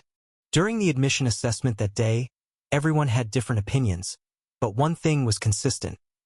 Mr. Yuchi sent him to the outer desolate lands, clearly making it difficult for this N-level freshman. I suspect Mr. Yuchi might know this freshman, or perhaps knows his parents or something. Maybe they had an unpleasant past, or else there was no need to make it so hard for this freshman. Besides, it said that this N-level freshman completed the task which made Mr. Yuchi look very bad, and he received a severe punishment. It seems clear he didn't want the N-level freshman to pass the assessment, Mang Yuekai said, his eyes gleaming with cunning. Actually, if you think about it a bit, you will understand why Mr. Yuchi placed an N-level freshman with us 3 SR levels. I believe he hoped that we would pressure this N-level freshman and make him embarrassed, Mang Yuekai said, his smile deepening. I thought he was a teacher who wouldn't treat his students like this, Long Guoqing said haughtily. Haha, then you are wrong, Mang Yuekai replied. Confidently, Mang Yuekai continued. Because he is a teacher, and due to his status, he cannot personally take action. He deliberately let us handle it. Mr. Yuchi is known for being fierce, and his classes often strip one of their defenses. He clearly thinks highly of the 3 of us. That's why he entrusted us with the task of suppressing the N-level freshman. If we succeed, he might appreciate us. Do you understand what I mean? Although they were SR-level awakeners, Yuchi-shin was also an SR and much more powerful than them, besides being a famous instructor at Liangzhou University. Now that they had just started their studies and their abilities weren't high enough, if they could gain the favor of someone like Yuchi-shin, not only would his classes be easier, but their future development would also be much better. Long Guoqing also came to a realization, then fell into thought. After a while, he looked up at Mang Yuekai and said, I didn't know you were so clever. Oh, it's nothing. I was just guessing, Mang Yuekai laughed. We need to pull Li Zimu into our camp too. With 3 of us working together, we can definitely make this N-level freshman doubt his life. However, Long Guoqing glanced at Mang Yuekai with disdain and said, 3 SRs working together against 1 N-level? Haha, you don't find it shameful. But I do. I alone am enough. He was a proud person, disdainful of the weak, but he also had the pride of an SR. 3 SRs working together to suppress an N-level would be laughed at if word got out. Given his status, he disdained to engage in what seemed to be a very dishonorable act. What he wanted was to crush the psychologically unprepared N-level newcomer with his own vision pressure in an upright and straightforward manner. To have his domineering gaze make the N-level newcomer flush with embarrassment and flee in panic. You should understand that as long as you want to deal with him, we stand on the same side, right? In a sense, we are still working together. I just need you to cooperate with me at the right moment, Mang Yuekai said. You are you, I am I. Even if we share the same goal, we each fight our own battles. I prefer to defeat my opponents openly, not stoop to petty tricks, Long Guoqing said proudly. Long Guoqing turned and walked toward the staircase. The dormitory is this way, Mang Yuekai kindly reminded him. I'm going for a walk, Long Guoqing said, annoyed. Mang Yuekai watched Long Guoqing leave, a strange smile forming on his lips. Trouble in body cultivation. Too scared to return to the dorm? Mang Yuekai mused to himself, seemingly able to guess anything. He paused for a moment, then turned and headed toward the dormitory. When Mang Yuekai entered the dormitory, Xiang Beifei was perusing a book on desolate beasts. Now that the school year had started and everyone had arrived, he couldn't practice in the dormitory anymore. However, the textbooks for the required courses had been distributed, and it was good to study them thoroughly. Hello, my name is Mang Yuekai. Are you Xiang Beifei? Mang Yuekai said with a smile. Yes. Xiang Beifei turned his head to look at Mang Yuekai. Host, Mang Yuekai, SR level, emotion collection system, realm, mid-stage chi controlling, emotion collection system introduction. You can collect emotion values generated by anyone around you because of you. These emotions include sadness, grief, happiness, disgust, nausea, anger, gratitude, depression. Anger value, 22,068. Shame value, 15,698. Excitement value, 45,896. Envy value, 95,886. Meng Yuekai's emotion collection system could collect emotion values generated by anyone because of him and integrate them into a series of system values. There are countless types of human emotions, and Meng Yuekai's system is capable of collecting up to 129 different emotions. Your words have caused Long Guoqing to feel anger value plus 23. Your words have made Long Guoqing feel shame value plus 15. Your words have elicited disdain from Long Guoqing, disdain value plus 14. Your words have provoked Long Guoqing to feel anger value plus 20. You greeted Xiang Beifei, and he was quite calm value plus 19. All sorts of emotions, even if they weren't provoked by Meng Yuekai, could still be collected by him, but the increase would be just 1 point. However, if they were provoked by him, the amount increased would vary depending on the situation and be significantly larger. His ability was also closely linked to these emotions. He could even collect the emotions of desolate beasts and use them to influence the beasts, calming a raging horde of them. Of course, aside from desolate beasts, this could work on any person, allowing him to control others' emotions at will. He could cause two close friends to argue over a trivial matter or lead two enemies to drop their grudges. He could make an honest person suddenly snap and go mad or calm down someone who was in a frenzy. He could even stir up the emotions of a crowd, turning someone into an object of universal scorn. This ability is really powerful. After carefully understanding the emotion collection system, Xiang Beifei realized that Meng Yuekai was not a simple person. For Meng Yuekai, even a minor incident could be amplified with system values, leading to a surge of group anger. The prerequisite, of course, was that Meng Yuekai's cultivation level had to be higher than his targets. But with his SR level potential, doing so wouldn't be difficult. Xiang Beifei looked at some of Meng Yuekai's system values. Emotional intelligence, 201/100. Intelligence quotient, 198/100. It's wise to improve your double intelligence, Beifei commented. Each system assessed intelligence differently, and according to Meng Yuekai's system, the average person's double intelligence score was around 100, while his were about 200. Clearly, after awakening his system, Meng Yuekai focused on enhancing his EQ and IQ first, given that his system needed to collect the emotions of those around him. Since it aimed to collect various emotions, it was essential for him to learn how to interact with others. EQ and IQ were crucial for this system.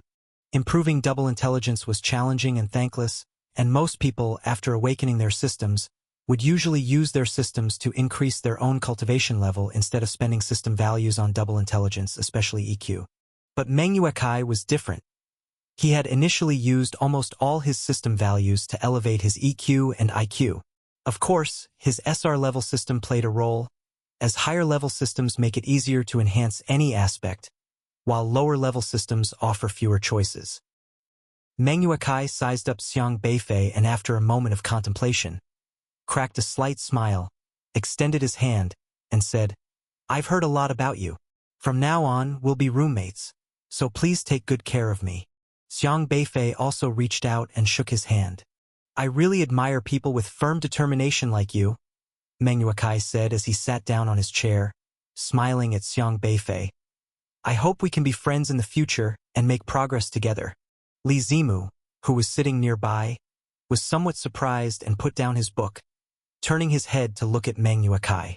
He clearly remembered that Meng Yuekai's attitude wasn't like this when Xiang Beifei was not in the dormitory that morning. At that time, the first person to look down upon an N-level freshman like Xiang Beifei was Long Guoqing, a prideful person who wore his emotions on his face. Upon hearing that he would share a dormitory with an N-level freshman, he felt disgraced and was ready to approach a teacher with his complaints. Then, Meng Yuekai echoed Long Guoqing's sentiments, also showing disdain for Xiang Beifei and preparing to join Long Guoqing in driving Beifei away. At that time, he had specifically asked Li Zimu for his opinion, but Li Zimu didn't mind sharing a dorm with anyone, so Meng Yuekai left with Long Guoqing. But now that he had returned, Meng Yuekai had seemingly changed his attitude. He seemed to have recognized Xiang Beifei. This was indeed strange.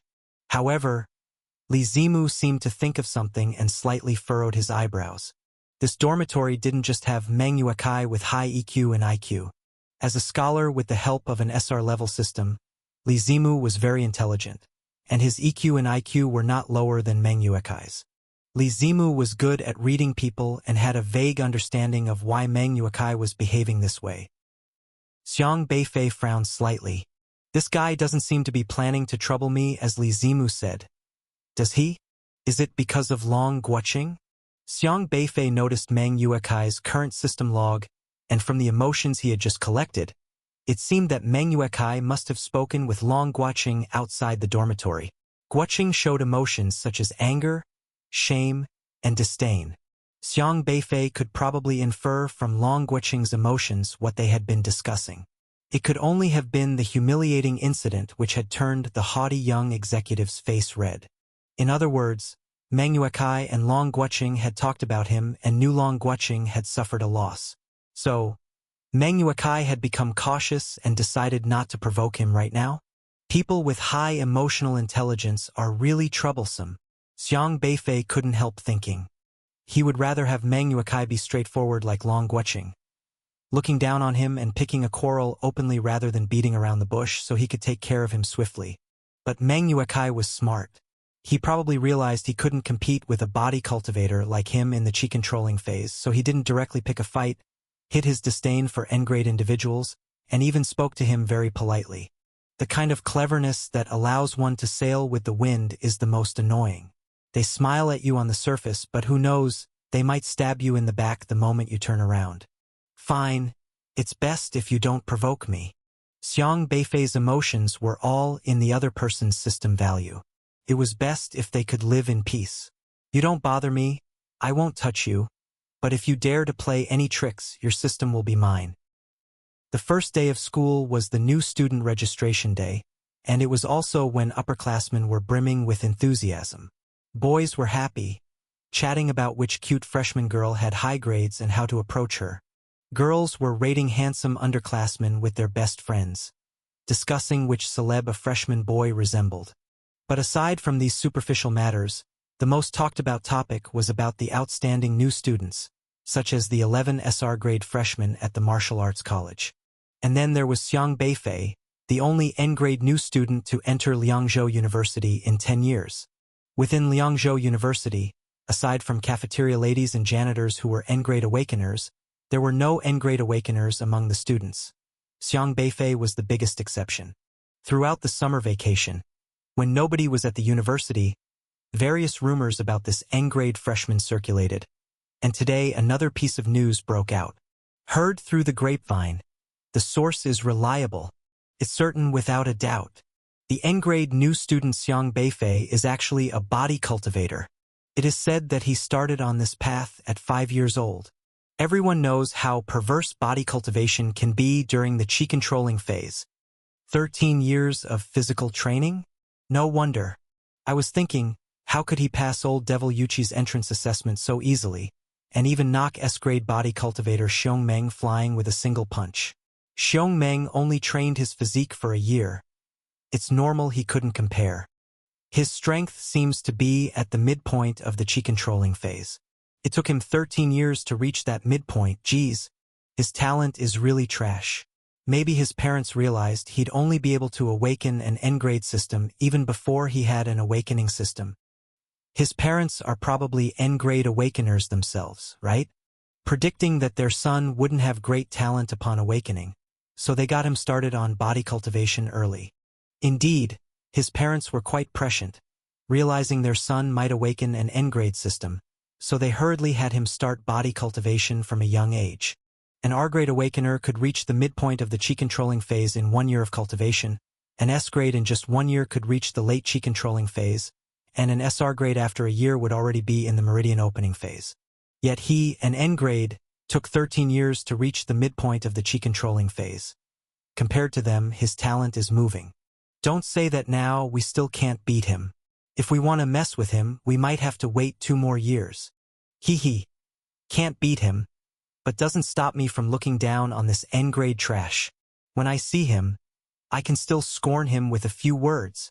Right, that makes me feel better. 2 years in the East, 2 years in the West. Give me 2 years, and I'll be able to grind him into the ground. Let him know what martial arts college talent looks like. Haha, you actually make sense. The early bird might catch the worm, but if its wings aren't strong, let him fly for 13 years. We need only 2 years to catch up, and then leave him tens of thousands of miles behind.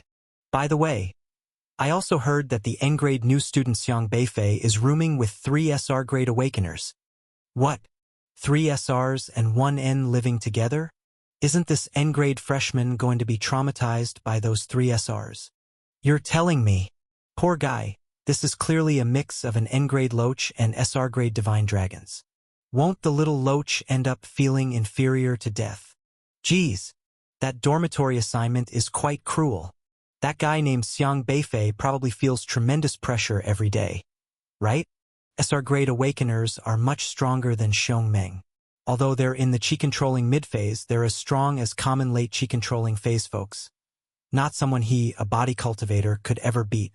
I bet he's shivering in front of those 3 right now. Right? Haha. Maybe just one glare from an SR roommate, and he'll be sweating bullets and running for the hills. Right? Haha. For sure. I bet that guy named Xiang Beifei is too scared to even go back to his dorm now. It was the first day of the new school term, and the situation regarding the freshmen had already been almost fully grasped. Most still looked down on the N-level freshmen who pursued body cultivation. They all thought that Xiang Beifei being placed in a room with 3 SR-level students was a tragedy waiting to happen. He would likely be ostracized by the 3 arrogant SR-ranked students to the point of questioning life itself. The fact that Xiang Beifei had reached the late stages of chi controlling was still unknown to many. They still believed that Xiang Beifei was merely a body cultivator in the midst of chi controlling. However, what everyone didn't realize was that the person who dared not return to the dorm wasn't actually Xiang Beifei.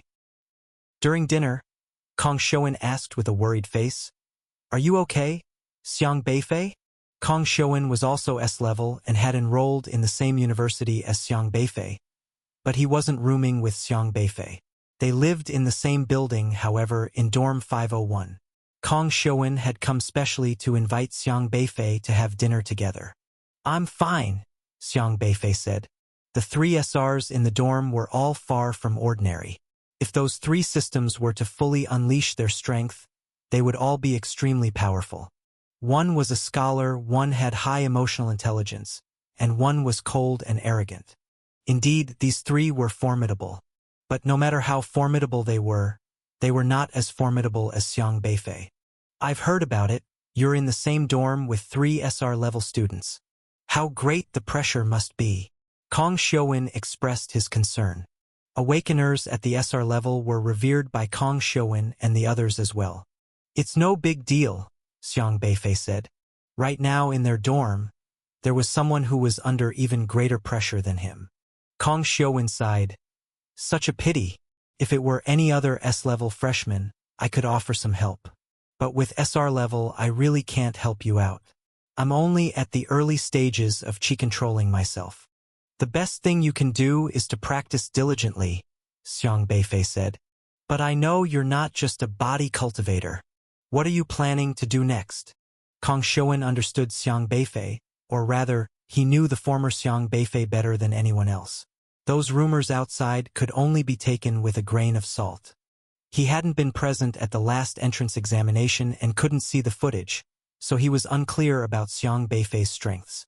To him, the reason Xiang Beifei was able to pass the entrance exam was largely due to his parents having connections in the school, and not because of those wild rumors. Others might not know about Xiang Beifei's parents, but Kong Shouwen did. Xiang Tianqing was a genuine SR, a distinguished graduate of Liangzhou University, and not the N-level some students talked about. It was just that Xiang Beifei had long ago urged him not to speak of it. This is the martial arts college, what else can I do? It's not like the liberal arts college where reason prevails. Here, it's all about the fists, Xiang Beifei said. That's the only way then. I'll try my best to raise my own cultivation level. That way I can protect you in the future. Don't worry, I've got your back. Once I have the strength, whoever dares to bully you, I'll beat them up just the same. Kong Xiuwen habitually ruffled his hair.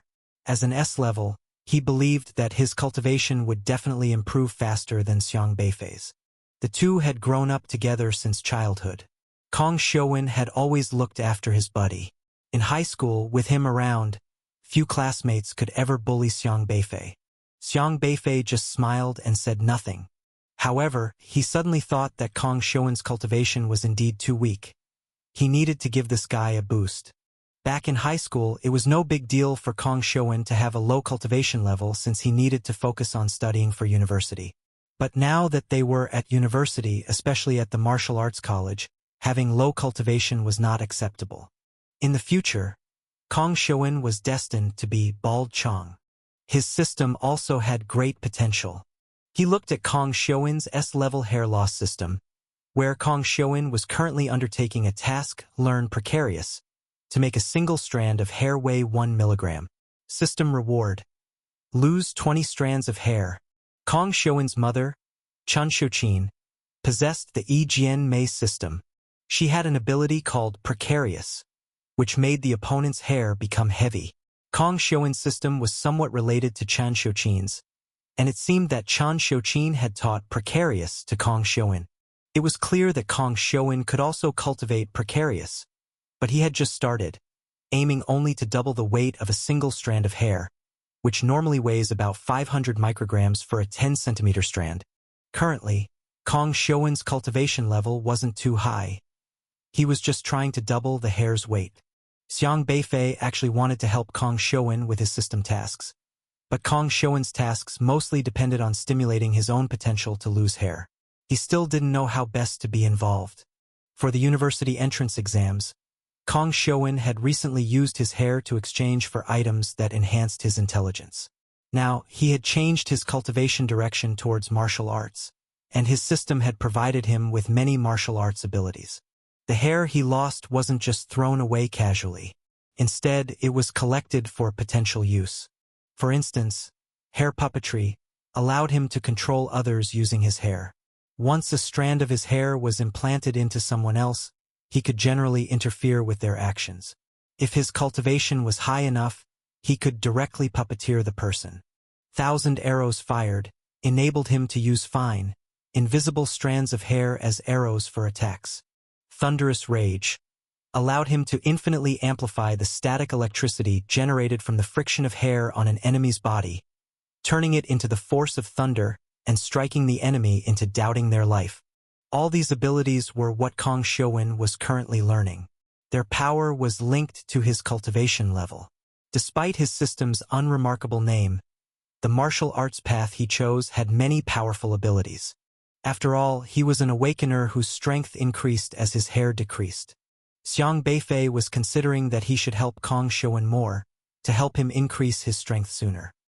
He remembered he had beast pills, which he didn't need, and thought about giving them to Kong Xiuwen after leaving the cafeteria. By the way, I heard tomorrow there's a student club recruitment event after class. Do you want to check it out? Kong Xiuwen asked. Student clubs? Kong Xiuwen hadn't mentioned it. Xiang Beifei might have forgotten about it. Lu Jiwei had brought it up the day he passed the entrance examination, and now that school had just started, student clubs must be getting busy. No, I'm not interested. Xiang Beifei wasn't very concerned about joining any clubs. He preferred to spend his time on cultivation. After dinner, Xiang Beifei and Kong Xiuwen headed back to their dormitory. They lived in the same building but on different floors. When they parted, Kong Xiuwen was quite concerned. By the way, take this. Kong Xiuwen handed a defense talisman to Xiang Beifei. I don't know if it can help you withstand the pressure from SRs, but it should help relieve some stress. This defense talisman was bought with 20 strands of his hair, and he thought Xiang Beifei could use it. No need, I don't need it. Take it. Don't be formal with me. Kong Shouwen insisted, pushing it to Xiang Beifei. Xiang Beifei couldn't help but laugh, but he still returned it to Kong Shouwen. Then he took out 20 beast pills and handed them to Kong Shouwen, saying, "Don't worry, I won't be in trouble for now. These are for you, the beast pills I got when I entered the school." These beast pills were too weak for him, all being from serpentine beasts, suitable for the early and middle stages of qi controlling. As Xiang Beifei was now an advanced practitioner of qi controlling, he didn't need such beast pills. He had thought about selling them, but considering Kong Shouwen, he decided to keep them within friends. Beast pills. Kong Shouwen paused. Did you really kill that many desolate beasts? I thought those rumors were false. Not all rumors are to be believed. Some are true, others false. Just assume I had help from influential people, and consider that I found them. These pills are very pure. You can absorb them directly.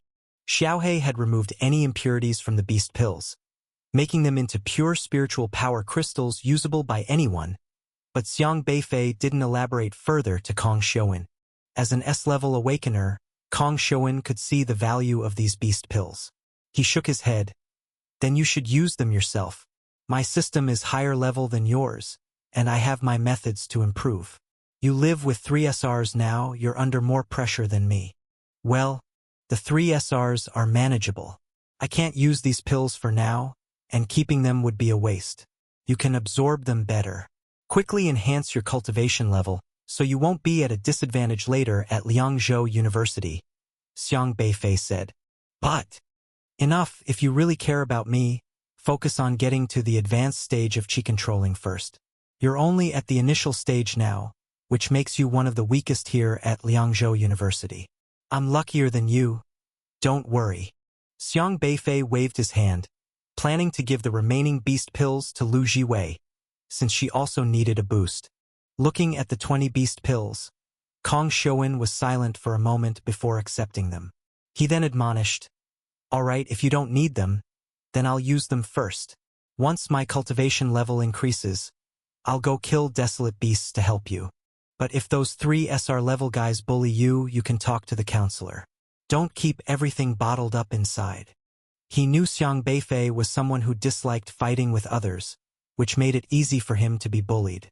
Since childhood, whenever Xiang Beifei was troubled by others, it was always Kong Shouwen who stepped in to deal with it with his fists. But now in university, Kong Shouwen no longer had the ability to handle SR-level awakeners.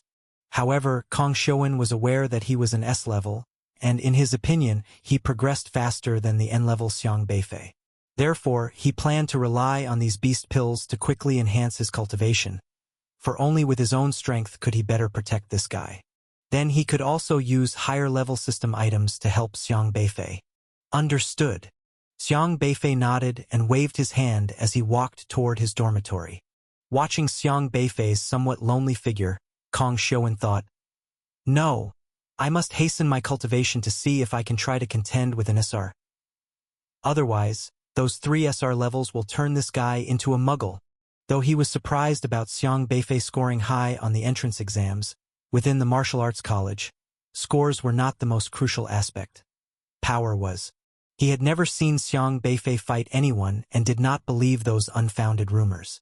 He was used to being Xiang Beifei's rock, and with his parents mandating him to take extra care of the N-level Xiang Beifei, he wasn't about to let Xiang Beifei fend for himself. Kong Shouwen turned and walked toward his own dormitory, planning to cultivate using these beast pills tonight. Long Guoqing hadn't returned to the dormitory since noon, wandering around the martial arts college of Liangzhou University. Being an SR-level awakener, their photos were almost all circulated by well-informed folks. These photos not being confidential, they were basically impossible to conceal.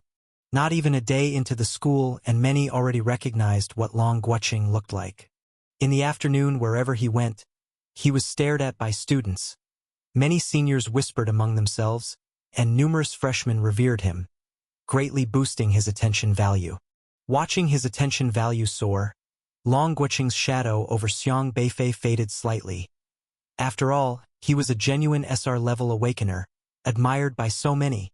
This soon revived his confidence as an SR, and he straightened up, exuding a cool aloofness again. It must have been just an oversight at noon. Long Guoqing spent the whole afternoon sitting by the lakeside, enjoying the scenery, surrounded by many onlookers, as if they were admiring a rare animal. He didn't mind.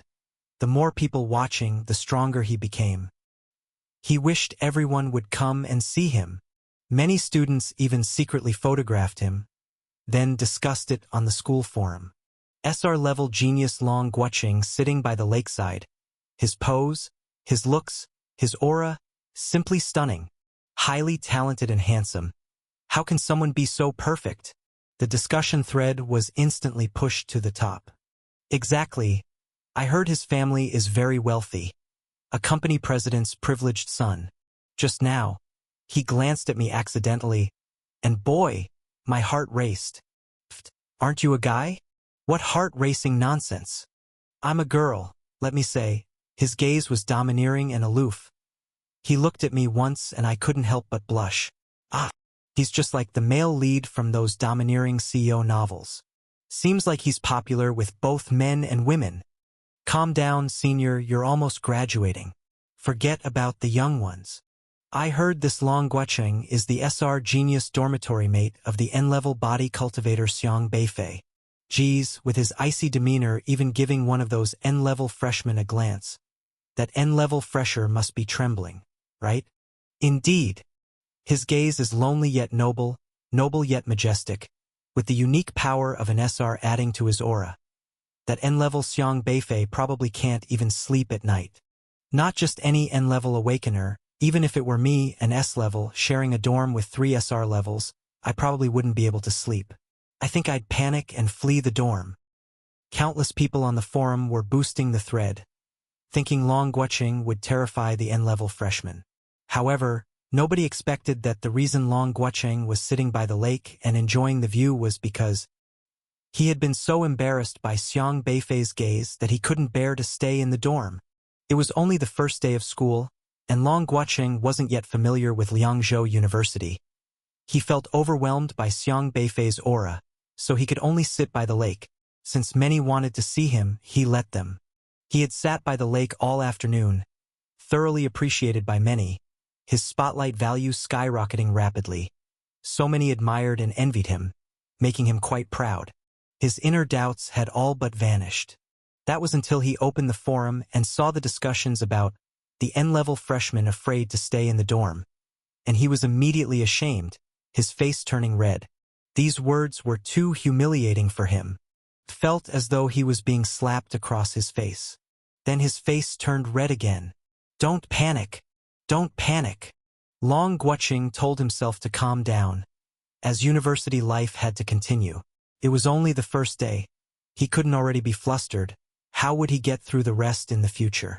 By evening, he hadn't even gone out for dinner, instead getting his emotions in order and gathering confidence, preparing to return to the dormitory. No matter what, he always had to face that N-level guy. There was no way he could move out of the dormitory now. If he moved, it would be his SR reputation that was deemed weak. And how could his proud self accept that? Long Guoqing reminded himself not to develop a fear of Xiang Beifei as he approached the dormitory. On the way there, he had decided he would enter the dormitory with an air of arrogance, face the N-level body cultivator, and restore the prestige of his SR status. But as he neared the dormitory door, his heart began to beat rapidly again. Why was he nervous again? Stay calm. Long Guoqing saw the closed door of the dormitory.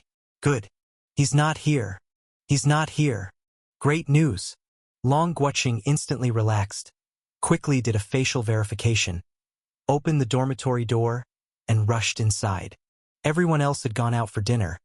He was alone in the dormitory without that guy around, making the whole room feel more relaxed. But still, he would have to come back later. He must hold steady. Long Guoqing remembered that he had brought a few bottles of top-notch Jizhou dry red wine from home. As someone from a wealthy, noble family with very high taste, he only drank prestigious beverages. Each of these bottles was worth quite a bit, starting from tens of thousands. He took out a wine glass, poured some wine into it, and swirled it gently. The aroma of the wine was intoxicating. Drinking some wine should bolster my courage. I must not let myself be shadowed by such an N-level trifle. Long Guoqing sat on the chair, legs crossed, and found the most comfortable position, sipping the red wine lightly. A noble life requires noble pleasures. He had always pursued a high-quality life, every move filled with the charm of a noble. This is what an SR elite looks like indeed. A mouthful of wine turned into a warm current that flowed directly to his brain, making the spiritual power inside him flow much smoother. Long Guoqing felt his confidence gradually warm up.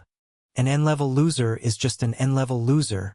How could he compare to a noble SR like me?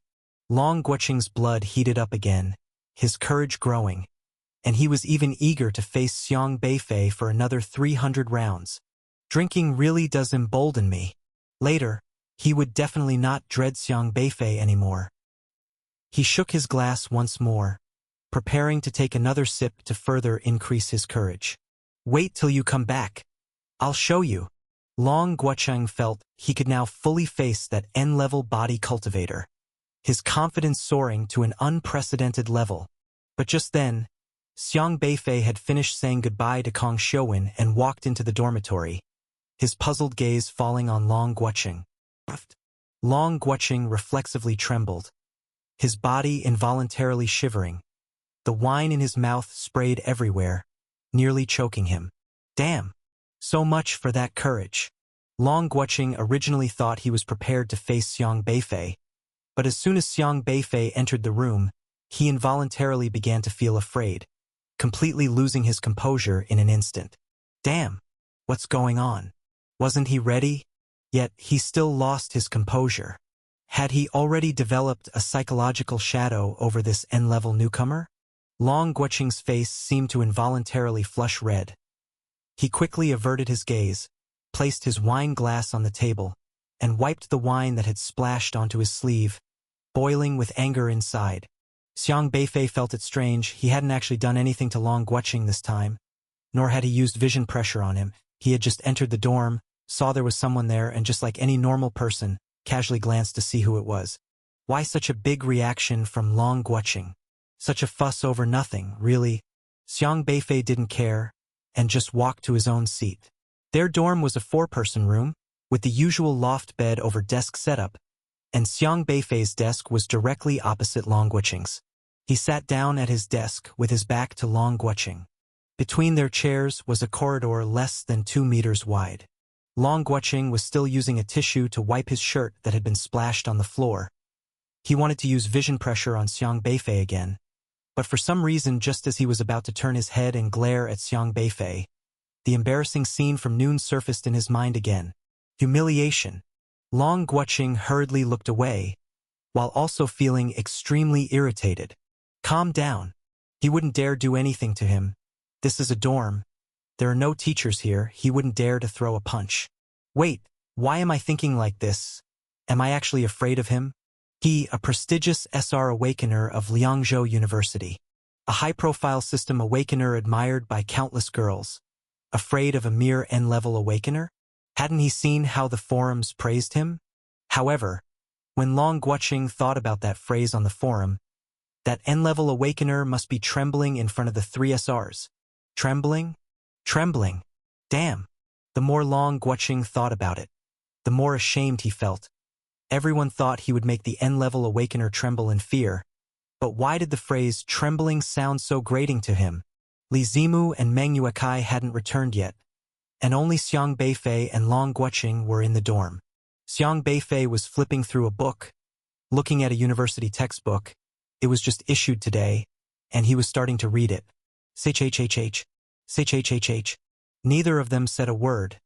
The only sound in the entire dorm was that of Xiang Beifei flipping through the pages of his book. Long Guoqing held his wine glass, unsure whether to drink or not knowing what else to do. The air filled with a tense vibe. Although Xiang Beifei said nothing, Long Guoqing felt so awkward, he could almost dig a hole in the ground with his toes and hide in it. Damn it! When had Long Guoqing ever fallen to such a low? He was from a prestigious family, familiar with influential figures, always the lofty little prince in other people's eyes, and he had awakened an SR-level talent. During the summer break, he had proudly shown off in front of his parents' business partners. But he was rattled sharing a dorm with Xiang Beifei. His heart was rattled. Everything was rattled. Xiang Beifei's strength was said to be mid-stage chi controlling, just like him, also known as an unmatched body cultivator at that stage, but it was only the first day of school, and right now he couldn't beat or outstare him. Long Guoqing was boiling with anger inside. Whoosh! He could no longer stay in the dorm. Pulling his chair back, he walked out, even forgetting to put down the wine glass, just taking it with him as he left the dorm. The breeze in the corridor hit his face, as relaxed as ever. Long Guoqing was now struggling with one thing, whether or not to return to the dorm to sleep tonight. For someone like him, it would be no big deal to rent a hotel room outside the school. But the problem was, today was only the first day of school. What would people think if he didn't sleep in his dorm on the very first day and chose a hotel instead? Could he say he, an SR, disdained sharing a dorm with an N-level awakener, hence he opted for a hotel? If it was disdain, shouldn't he be the one driving the N-level guy out to stay in a hotel to make it look realistic? Of course, he could also claim he was too noble to stoop to the level of an N-level, but Li Zimu and Meng Yuekai both knew what happened today. If he didn't stay in the dorm, wouldn't they think he was afraid of this N-level newcomer? Long Guoqing, being a proud SR awakener, how could he allow himself to lose face in front of his fellow SRs? Li Zimu and Meng Yuekai? Forget it. Maybe he'd just go out for a stroll and return later when that guy was asleep. Furious, Long Guoqing walked towards the stairwell, tossing away his expensive wine glass. After reading his book for a while, Xiang Beifei pondered for a moment and prepared to continue cultivating. The dorm wasn't really a place for cultivation. However, fortunately, the dorms at Liangzhou University were no ordinary settings. At each person's desk, there was a special ceramic tile affixed, only as big as a palm, which enclosed a huge cultivation space within it, ensuring students had a private and quiet environment for studying or cultivating. This made Xiang Beifei think of Wan Qiu, who he met at the enforcement squad with the reclamation system. This ceramic tile cultivation space was also a type of space technology product, probably developed by a space system awakener like Wan Qiu, specifically provided by Liangzhou University for each elite student to have a place for cultivation. Long Guoqing only started school today and had not yet fully familiarized himself with the dormitory layout of Liangzhou University. This morning, when he discovered he was sharing a room with an N-level awakener, he immediately went to the academic affairs office in discontent. Upon returning, he was so embarrassed by Xiang Beifei's gaze that he ran off, his face flushed. He had no idea that there was such a special space tile in the dormitory, or else he would have ducked into it earlier. The size of the spaces is graded and comes with a fee, ranging from 10 to 100 square meters, with varying charges for different spaces, calculated by the hour. The smallest space costs 50 yuan per hour, and if a special simulation environment is needed, there's an additional fee. You just need to swipe your campus card. This is why tuition fees at elite universities are so expensive. They have all sorts of advanced cultivation equipment and environments. However, because the maintenance costs of these facilities are high, almost everywhere requires a fee. During the summer vacation, when his other roommates hadn't arrived yet, Xiang Beifei became aware of this space equipment. At that time, there was no one in the dorm, so he didn't need to use it. Now that everyone has arrived, he needs his own little space. 50 yuan an hour? That's really expensive. Xiang Beifei couldn't help but murmur. His tuition for Liangzhou University was paid by his grandfather. His parents were pioneers, and the compensatory pension they left behind was considerable. He could easily afford the 100,000 a year, and after he began his studies, his grandfather also gave him a large amount of living expenses. Xiang Beifei had scholarships from Luhe High School, as well as rewards for helping law enforcement officers capture criminals. He had quite a bit of money, which was enough for his cultivation, but he still found 50 yuan per hour too expensive. However, if he wanted a private space for cultivation, it was necessary to spend money. Besides, such spatial equipment is generally constructed by other systems, and the maintenance costs are quite high, so it's normal for it to be expensive. He took out his campus card, swiped it, and disappeared into the dorm. On the first morning of the new term, the freshmen all attended the grand opening ceremony. Xiang Beifei stood among the new students, sizing up everyone's systems. The systems of elite students were indeed powerful, with a great variety and many not to be underestimated. Compared to high school, the level had taken a step up. What intrigued him more, though, were the school leaders. 10 school leaders were seated above, with 3 being S-level, 4 SR and 3 SSR. The principal giving the speech was an SSR. Host, Chao Pei. SSR level, like fish in water system. Realm. Xiang Beifei wasn't very clear about the specifics of Principal Chao's like fish in water system, but he could guess some aspects from the name. Everything must feel as natural as a fish in water, so with such a system, becoming the principal of Liangzhou University wouldn't seem too hard. Don't underestimate the position of principal at Liangzhou University. It holds quite a high status within the Zhouzhou Alliance. The top brass of Liangzhou University certainly included more than these 10 individuals. For instance, Elder Luo, who could hang Yu Qixin up and beat him, and who could argue with the senior leaders of Liangzhou University, was not there. In Xiang Beifei's view, Elder Luo was definitely much more formidable than these others, but he had retired and preferred to be a leisurely fish. However, these 10 people were bound to be quite important to Liangzhou University, figures with established reputations. The realms and system details of these individuals were not something Xiang Beifei could see. Those capable of managing Liangzhou University were no ordinary people. Not even the 3 S-level awakeners were to be underestimated. After the fresh rain in Liang City, Fanyuan looks like a tapestry.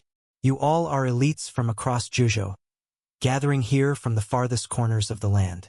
On behalf of Liangzhou University, Principal Chao spoke with fervor, but he was just reading a script with no novelty, dry and dull, making Xiang Beifei feel extremely bored. The commencement speech, while variable, never strayed far from a formula. It seemed that every school was the same. Commence with a classic line of poetry or a proverb to introduce the themes of the day, followed by the principles of Zhouzhou. Then point 1, point 2, point 18. Finally, conclude the speech with phrases akin to look to the present, envisage the future, strive actively. Xiang Beifei did remember Principal Chao because in Elder Luo's system log, it recorded that Elder Luo had an argument with Chao Pei about Xiang Beifei's admission. Reportedly, Chao Pei was a practitioner of the literary Dao, not the martial Dao. As an SSR of the literary Dao, he was smooth and experienced in management. Liangzhou University has both a martial arts college and a liberal arts college, so the principal need not necessarily be a martial artist. However, although an SSR of the literary Dao has cultivation in terms of combat power, they are practically insignificant compared to an SSR of the same realm. Even awakeners of SR rank in the martial arts, if their cultivation was high enough, could probably beat them up. So Chao Pei didn't dare to contradict Elder Luo, afraid of being smacked around by him, and thus Xiang Beifei naturally got into Liangzhou University. Xiang Beifei yawned, finding the dry and dull speech he was listening to lackluster.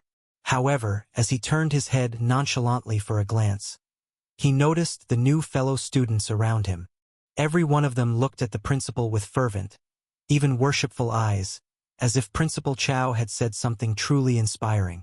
There were students with clenched fists, their eyes reddening, and some appeared to be moved to tears. Goodness gracious! Are you guys idiots? How can such a boring speech bring you to tears? Soon Xiang Beifei suddenly realized something, looking up in surprise towards Chao Pei. Although he couldn't clearly discern what principle governed Chao Pei's system, he seemed to faintly understand that SSR systems were not that simple. Even a dry welcome address could be delivered with such vivid description and emotional appeal that it touched people's hearts. Most of these new students were just at the beginning stages of Qi controlling, and some of the R-rank students hadn't even reached that stage yet. In front of the SSR principle, their systems were suppressed, leaving them without any resistance. Well played. This Principal Chao truly deserved to be an SSR, surely possessing some kind of ability like inspiring or emotional influence. Just a few casual words could provoke profound reflection and immerse people in his rhetoric. This feeling really is strange. Among the over 5,000 new students, everyone's emotions had been influenced by Principal Chow. Every word he spoke became gospel, and even Long Guoqing and Li Zimu, a few of the SRs, looked solemn. Only Xiang Beifei stood in place, looking around with wandering eyes, quite puzzled. Principal Chow's ability to influence seemed to have no effect on him. After the speech concluded, the applause lasted for a whole 5 minutes. Many people nearly reddened their palms, yet they were still clapping furiously for the principal, as if his words were the supreme truths that they absolutely had to strive for and achieve. The brilliance of formalism shone brightly. Xiang Beifei muttered to himself. The principal's speech, it was good, wasn't it? At the end of the opening ceremony, Meng Yuekai said enviously. Clearly, with his SR emotional system, Meng Yuekai greatly envied Xiao Pei's ability to speak with such influence. If he could learn it, he could surely complete his system tasks much more easily. Xiang Beifei asked in confusion, "What did he say?" Meng Yuekai was taken aback, frowning as he reminisced for a long time before saying, "I don't know, but I just know it was really good." Xiang Beifei, you don't even know what he said, but you still think it was really good? Li Zimu, do you remember what the principal said? Xiang Beifei turned to ask. Li Zimu shook his head. I'm not too clear on the content, but I also felt it was very good. Then he suddenly came to a realization and exclaimed, "Eh!" It seemed like the influence of Principal Chow's speech had faded over time, and Li Zimu appeared to be the first among them to wake up to that. But to return to the subject, there is some logic to SSR Xiao Pei being the president of Liangzhou University. Although he is a practitioner of the literary Dao, not skilled in combat, he obviously excels at verbal eloquence. If a beast tide were to arrive, he could launch a speech, influence the emotions of the students, and call them to the front lines. Being able to inspire at the right time is quite important as well, even if the students don't quite remember what he said. After the morning opening ceremony, classes began in the afternoon. During the first week of school, only 4 required courses were taken. The optional courses needed to be decided after the first week and then submitted. Students unsure of what to choose needed to consult teachers, and the school had distributed a form listing advisory teachers for this purpose. Xiang Beifei had already decided on his elective courses. He chose to start with 3: Amazing System Items Appreciation, Basic Treatment for Non-Medical Systems, and Formation Knowledge Introduction. Everyone's electives varied and would depend on their awakened system and their future career paths. Unlike others, Xiang Beifei didn't have a specific system, so he chose the 3 courses he needed to master at the moment. Understanding treatment-related abilities was essential, and an appreciation of system items was indispensable. He chose Formation Knowledge Introduction because he had been transported to an outer domain wilderness last time and needed to understand the abilities of teleportation formations. As for defense courses, Elder Luo had mentioned he would figure something out, but he didn't specify what, just that Xiang Beifei didn't need to choose any defense courses yet. This made Xiang Beifei's schedule somewhat lighter. He didn't want to take too many classes, as he needed to spend remaining time practicing spiritual power with Elder Luo and cultivating his spiritual power to advance his cultivation level as quickly as possible. Today, there was only one required class, Desolate Beast Cognition and Anatomy, giving everyone time to get familiar with the campus environment. The martial arts college did not have separate majors but did have classes divided, with 100 people per class. His dormitory mates were all placed in the same class in Class 8, which had 3 SRs. Shall we go together? It's a mandatory class. On the way, Li Zimu said to Xiang Beifei, holding his textbook. Sure. Xiang Beifei packed his backpack, stuffing his books into it. Let's go. The Desolate Beast class is in the Dashang building, Meng Yuekai said with a smile. He had not yet caused any trouble for Xiang Beifei and seemed to have a fairly good attitude towards him. Long Guoqing scoffed coldly, picking up a book arrogantly and walking out. From the moment he woke up, his gaze had been avoiding Xiang Beifei's, but since Li Zimu and Meng Yuekai were there, he felt slightly more at ease. The 4 of them left the dormitory to head to class together, 3 genius SRs and 1 special N-level freshman. A lineup that instantly drew the attention of countless fellow students. Xiang Beifei had been wearing a hat all day yesterday because he wanted to keep a low profile, but today he didn't disguise himself for class. So many recognized him. This quartet was truly too special. Walking on the road, they were like the new F4 of the Martial Arts College of Liangzhou University, instantly becoming the center of attention. Look, it's those 4 from dormitory 404. Oh my! Long Guoqing. It's Long Guoqing. Still so handsome. That Xiang Beifei also looks pretty good. Doesn't he? Hee. But can he compare to Long Guoqing? I want to be in the same dormitory with Long Guoqing. He's probably had nightmares last night, right? That's true, 3 SRs in the same dorm. 1 toad and 3 swans who wouldn't be pressured. It's normal that he had nightmares. Long Guoqing, hearing the discussions around him, stumbled a bit, nearly ruining his noble image.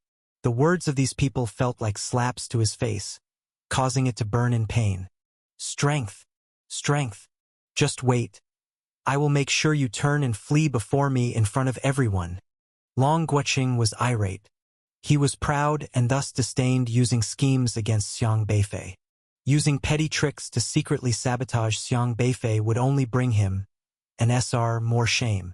Long Guoqing silently vowed that he would face Xiang Beifei head-on, with thunderous spectacle, with all laws of the universe, and win their stare-down. Xiang Beifei also heard those comments.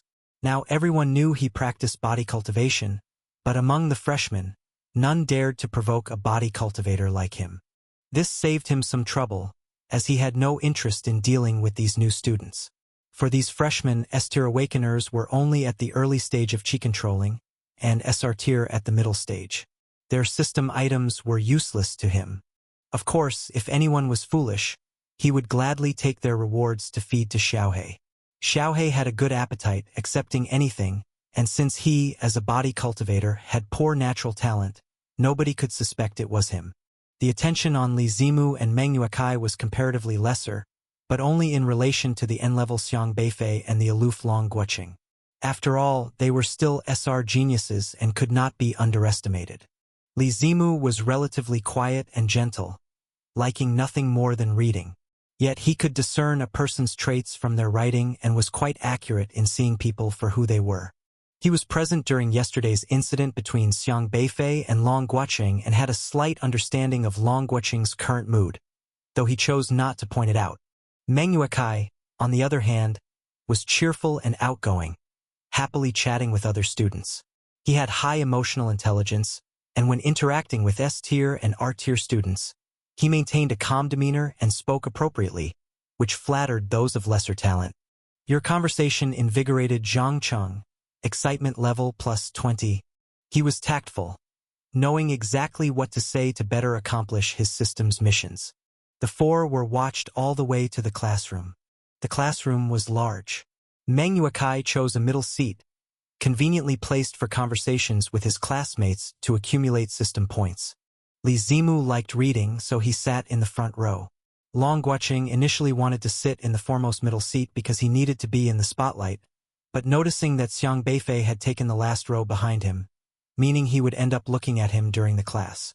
This bastard!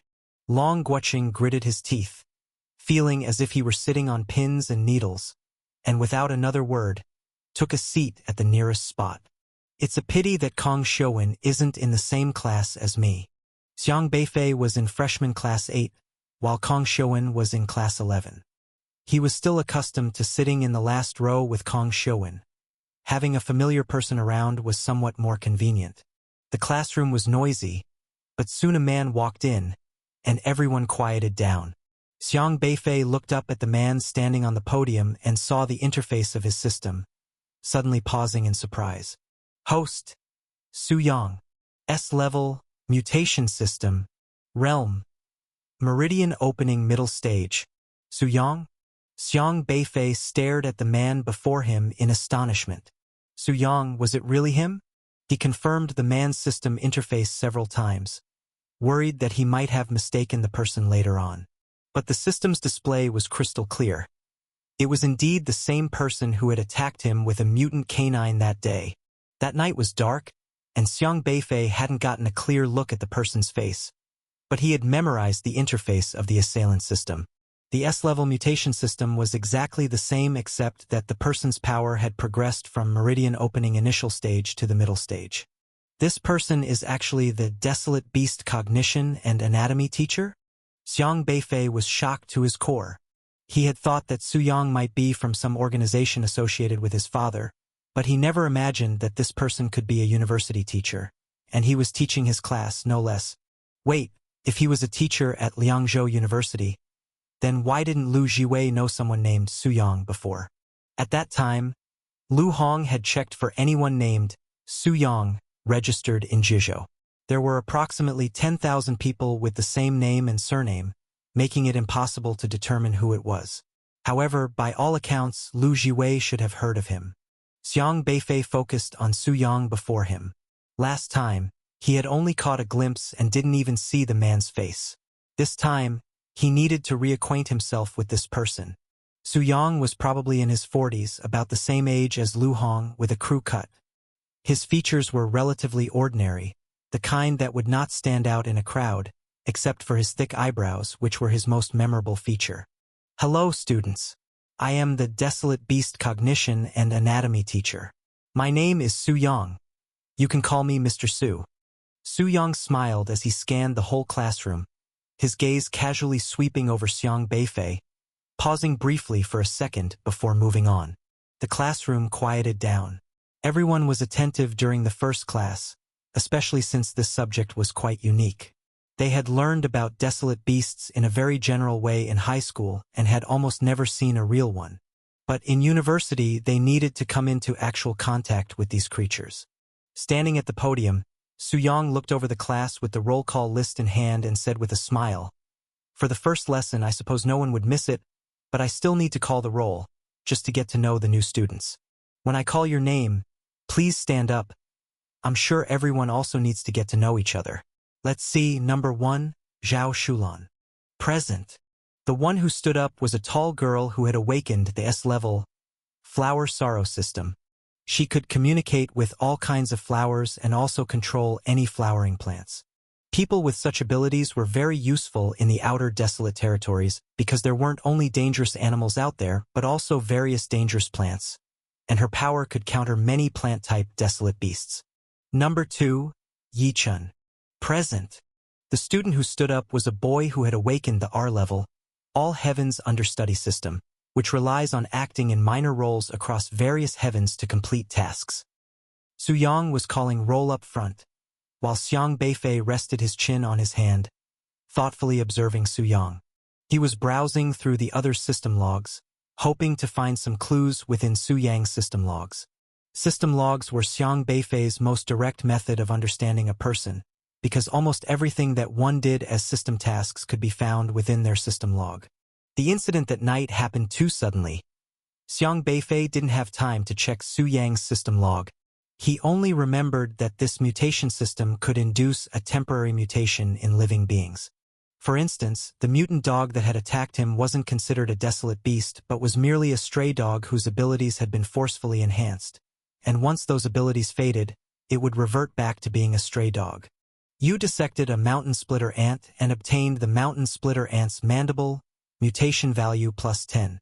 You dissected a multipede and obtained a pair of antennae, mutation value +6. Su Yang's mutation system log was filled with records of the desolate beasts he had dissected, many of which Xiang Beifei hadn't even fully learned about yet. After dissecting a desolate beast, Su Yang would collect some of the beast's unique organs. The most bizarre aspect was that his mutation system seemed to be able to mutate not just things like stray dogs but also himself. That meant Su Yang's ability allowed him to temporarily graft parts of a desolate beast's organs onto his own body, giving him the characteristics of a desolate beast. This ability had similarities to Sun Rui's beast transformation system. However, Sun Rui's beast transformation system required him to come into contact with the desolate beast during combat and then copy one of its traits, while Su Yang's mutation system could mutate not only his own body but even the bodies of desolate beasts. In other words, Su Yang could, by coming into contact with a desolate beast, graft organs from other desolate beasts onto it. For example, if his cultivation was higher than that of a triangular thunderkite, he could transplant mountain splitter ant mandibles onto it, giving the kite two massive ant pincers. Sometimes, such mutations could increase a desolate beast's strength, but often, they would cause significant trouble for the beast. If 6 mountain splitter ant legs were attached to a triangular thunderkite, the kite's reactions would be severely limited since it wasn't used to the sudden addition of 6 new legs, making it difficult to move agilely and likely resulting in chaos. Su Yang's ability, in theory, made him excellent material for a pioneer since he could effectively deal with desolate beasts. Is this guy a pioneer? Thoughts raced through Xiang Beifei's head. Number 37. Xiang Beifei. Realizing his name had been called by Su Yang, Xiang Beifei stood up and responded, "Here." The entire class looked at Xiang Beifei. Although everyone knew him, many were still quite curious about him. Many in the class were only at the initial stages of chi controlling, and even if they looked down on N-level students, they wouldn't dare to provoke this body cultivator. After calling Xiang Beifei's name, Su Yang sized him up, a slight smile on his lips, saying, "Ah yes, Xiang Beifei, the most famous newcomer of Liangzhou University this year. I've heard that relying on your own strength, you killed a triangular thunderkite outside the domain. Impressive." He looked at Xiang Beifei with a somewhat admiring expression. However, he didn't dwell much on it, acting as if he had met Xiang Beifei for the first time, showing nothing beyond admiration. When he mentioned the 3 SR elites in the class, he paused briefly as well, treating these 3 SRs the same as Xiang Beifei, fully accommodating the 4 people from dormitory 404. In doing so, he made sure not to show favoritism publicly and prevented other students from thinking that he had any special thoughts about Xiang Beifei. After the roll call, Su Yang spoke loudly. "Desolate beasts from beyond our domains are something we martial artists must face. We exist as martial artists to have the ability to protect our Jojo territory. Even if you choose not to become pioneers in the future, there is one thing you need to understand. Learning about desolate beasts could save your life at a crucial moment." Su Yang stood at the podium, starting to explain the importance of the class. "The place where we live, everyone should have learned about in high school. The territory of Jojo is like an isolated island in the endless wilderness beyond, and we live only on this small island. No one has yet been able to figure out just how vast the land beyond the wilderness is. For those who venture too far from this island rarely return. Our territory is frequently assaulted by beast tides. Desolate beasts from the wilderness often riot and sometimes gather in certain places, battering the defenses of Jojo, attempting to break through. The last major beast tide outbreak occurred 6 years ago. The entire boundary of Jojo was completely surrounded, with several breaches in the boundary defenses, resulting in heavy casualties. Of course, in the 6 years since then, even every minute and every second, there have been minor beast tide attacks on Jojo's defenses.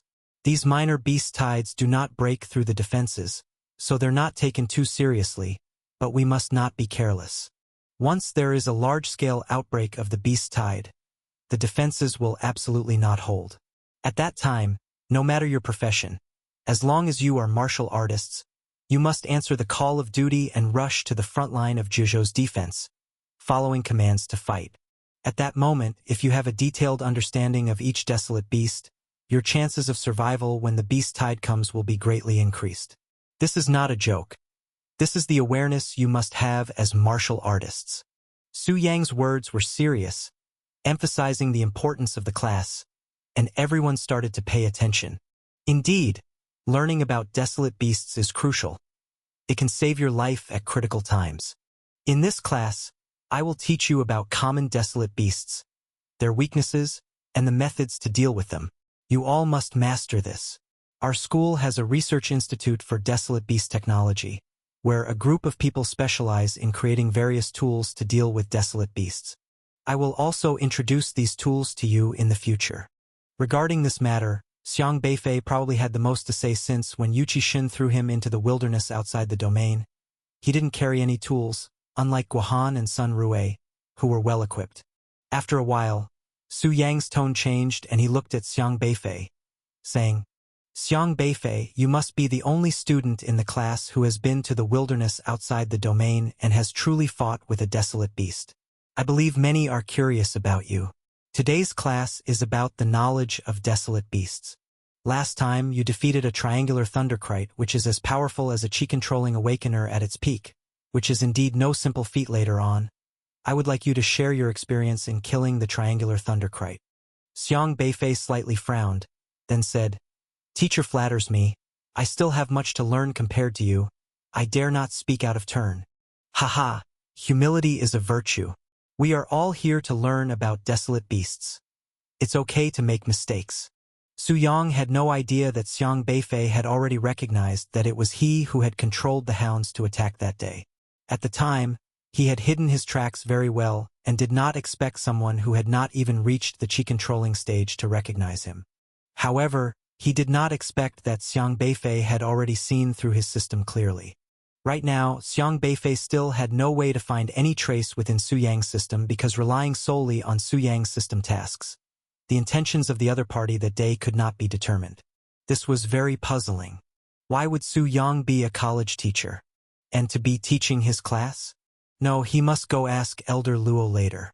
Today's first lesson was supposed to follow the syllabus and study the lesser ant. However, a few days ago I caught a triangular thunderkite. Hearing about our class's new student Xiang Beifei, I thought it was a good opportunity to let him explain how he dealt with the triangular thunderkite. You can all listen to his experience. Su Yang smiled slightly, then with a wave of his hand, the lecterns and blackboard around him suddenly disappeared, leaving the classroom spacious. Immediately, a huge triangular thunderkite appeared in midair. This triangular thunderkite was 7 to 8 meters long, very robust, a bit smaller than the one Xiang Beifei had killed before. The sudden appearance of the triangular thunderkite elicited a low murmur from the new students in the classroom. Having just graduated from high school, nearly all the students, except for Xiang Beifei, were seeing a real desolate beast for the first time. The triangular thunderkite emitted a pungent, stinky smell that filled the air. Even in death, its body still faintly carried a strong aura.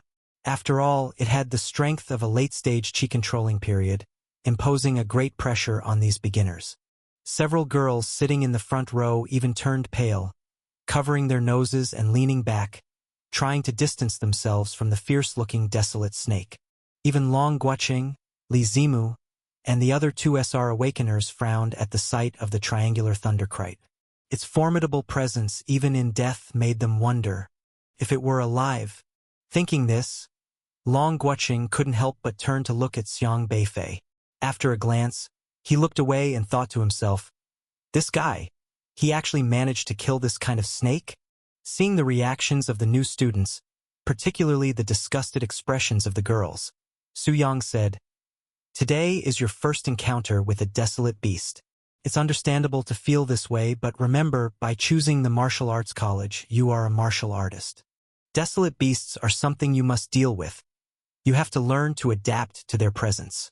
After a long pause, he turned to look at Xiang Beifei, his eyes flickering with a trace of light.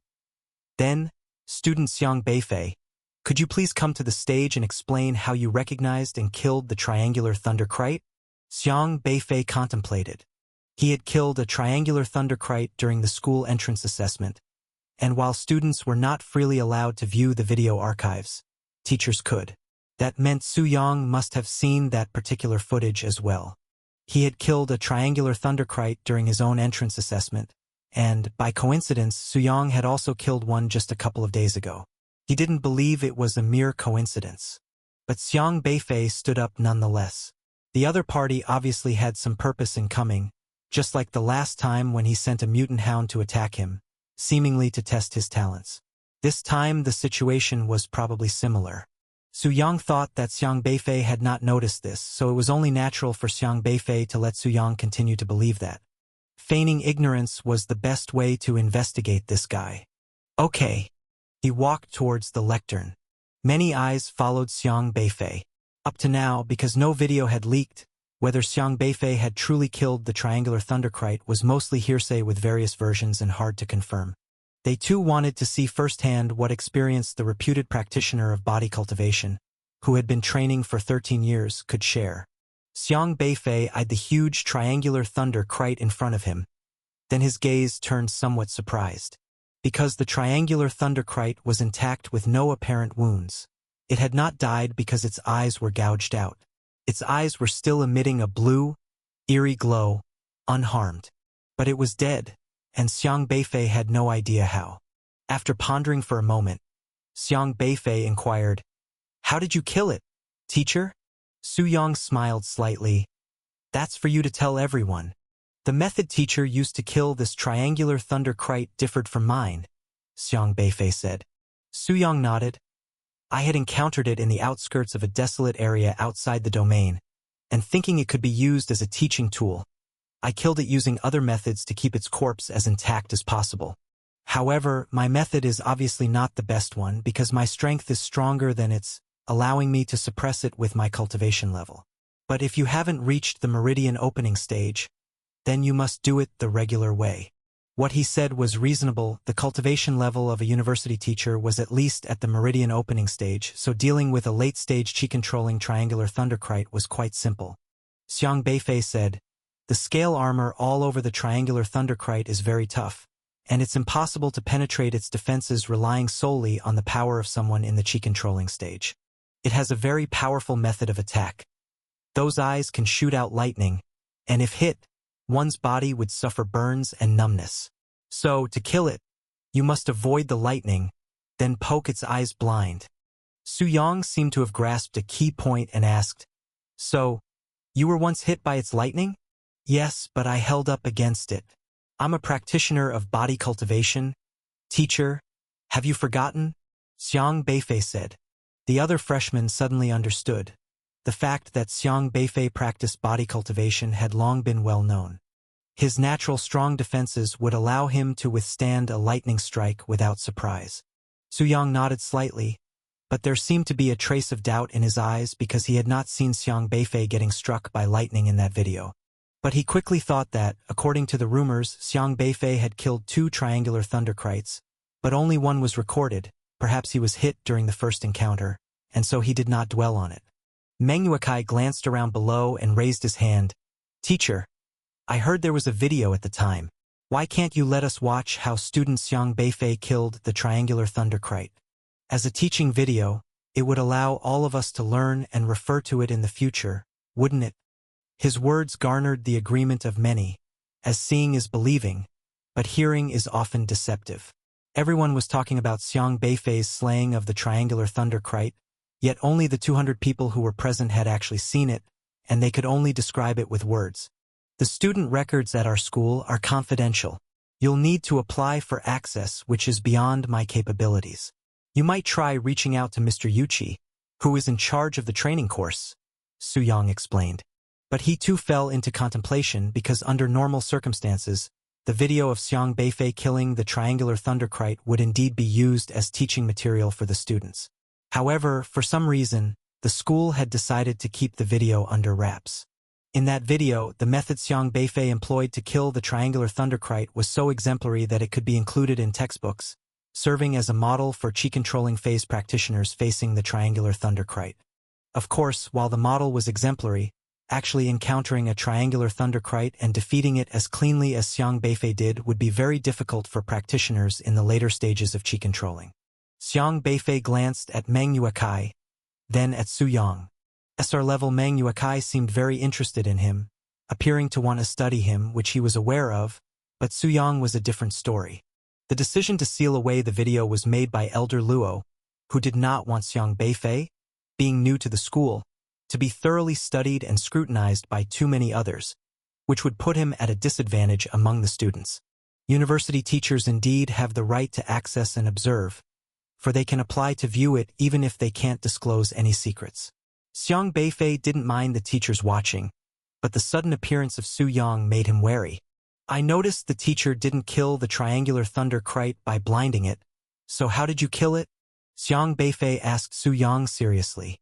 Guided by Xiang Beifei's question, others also turned to Su Yang, clearly wanting to know how a meridian opening stage expert would deal with the triangular thunderkite. Su Yang smiled and said, "As I said before, through suppression of cultivation level." "Where did you specifically suppress it? The head? Or the heart? Or perhaps its beast pill?" "If you directly suppressed it with your cultivation level, it would make sense to flatten the triangular thunderkite, or even to slice it in half with one strike as a matter of course." Yet the triangular thunderkite died with not a single wound on its body. How did it die?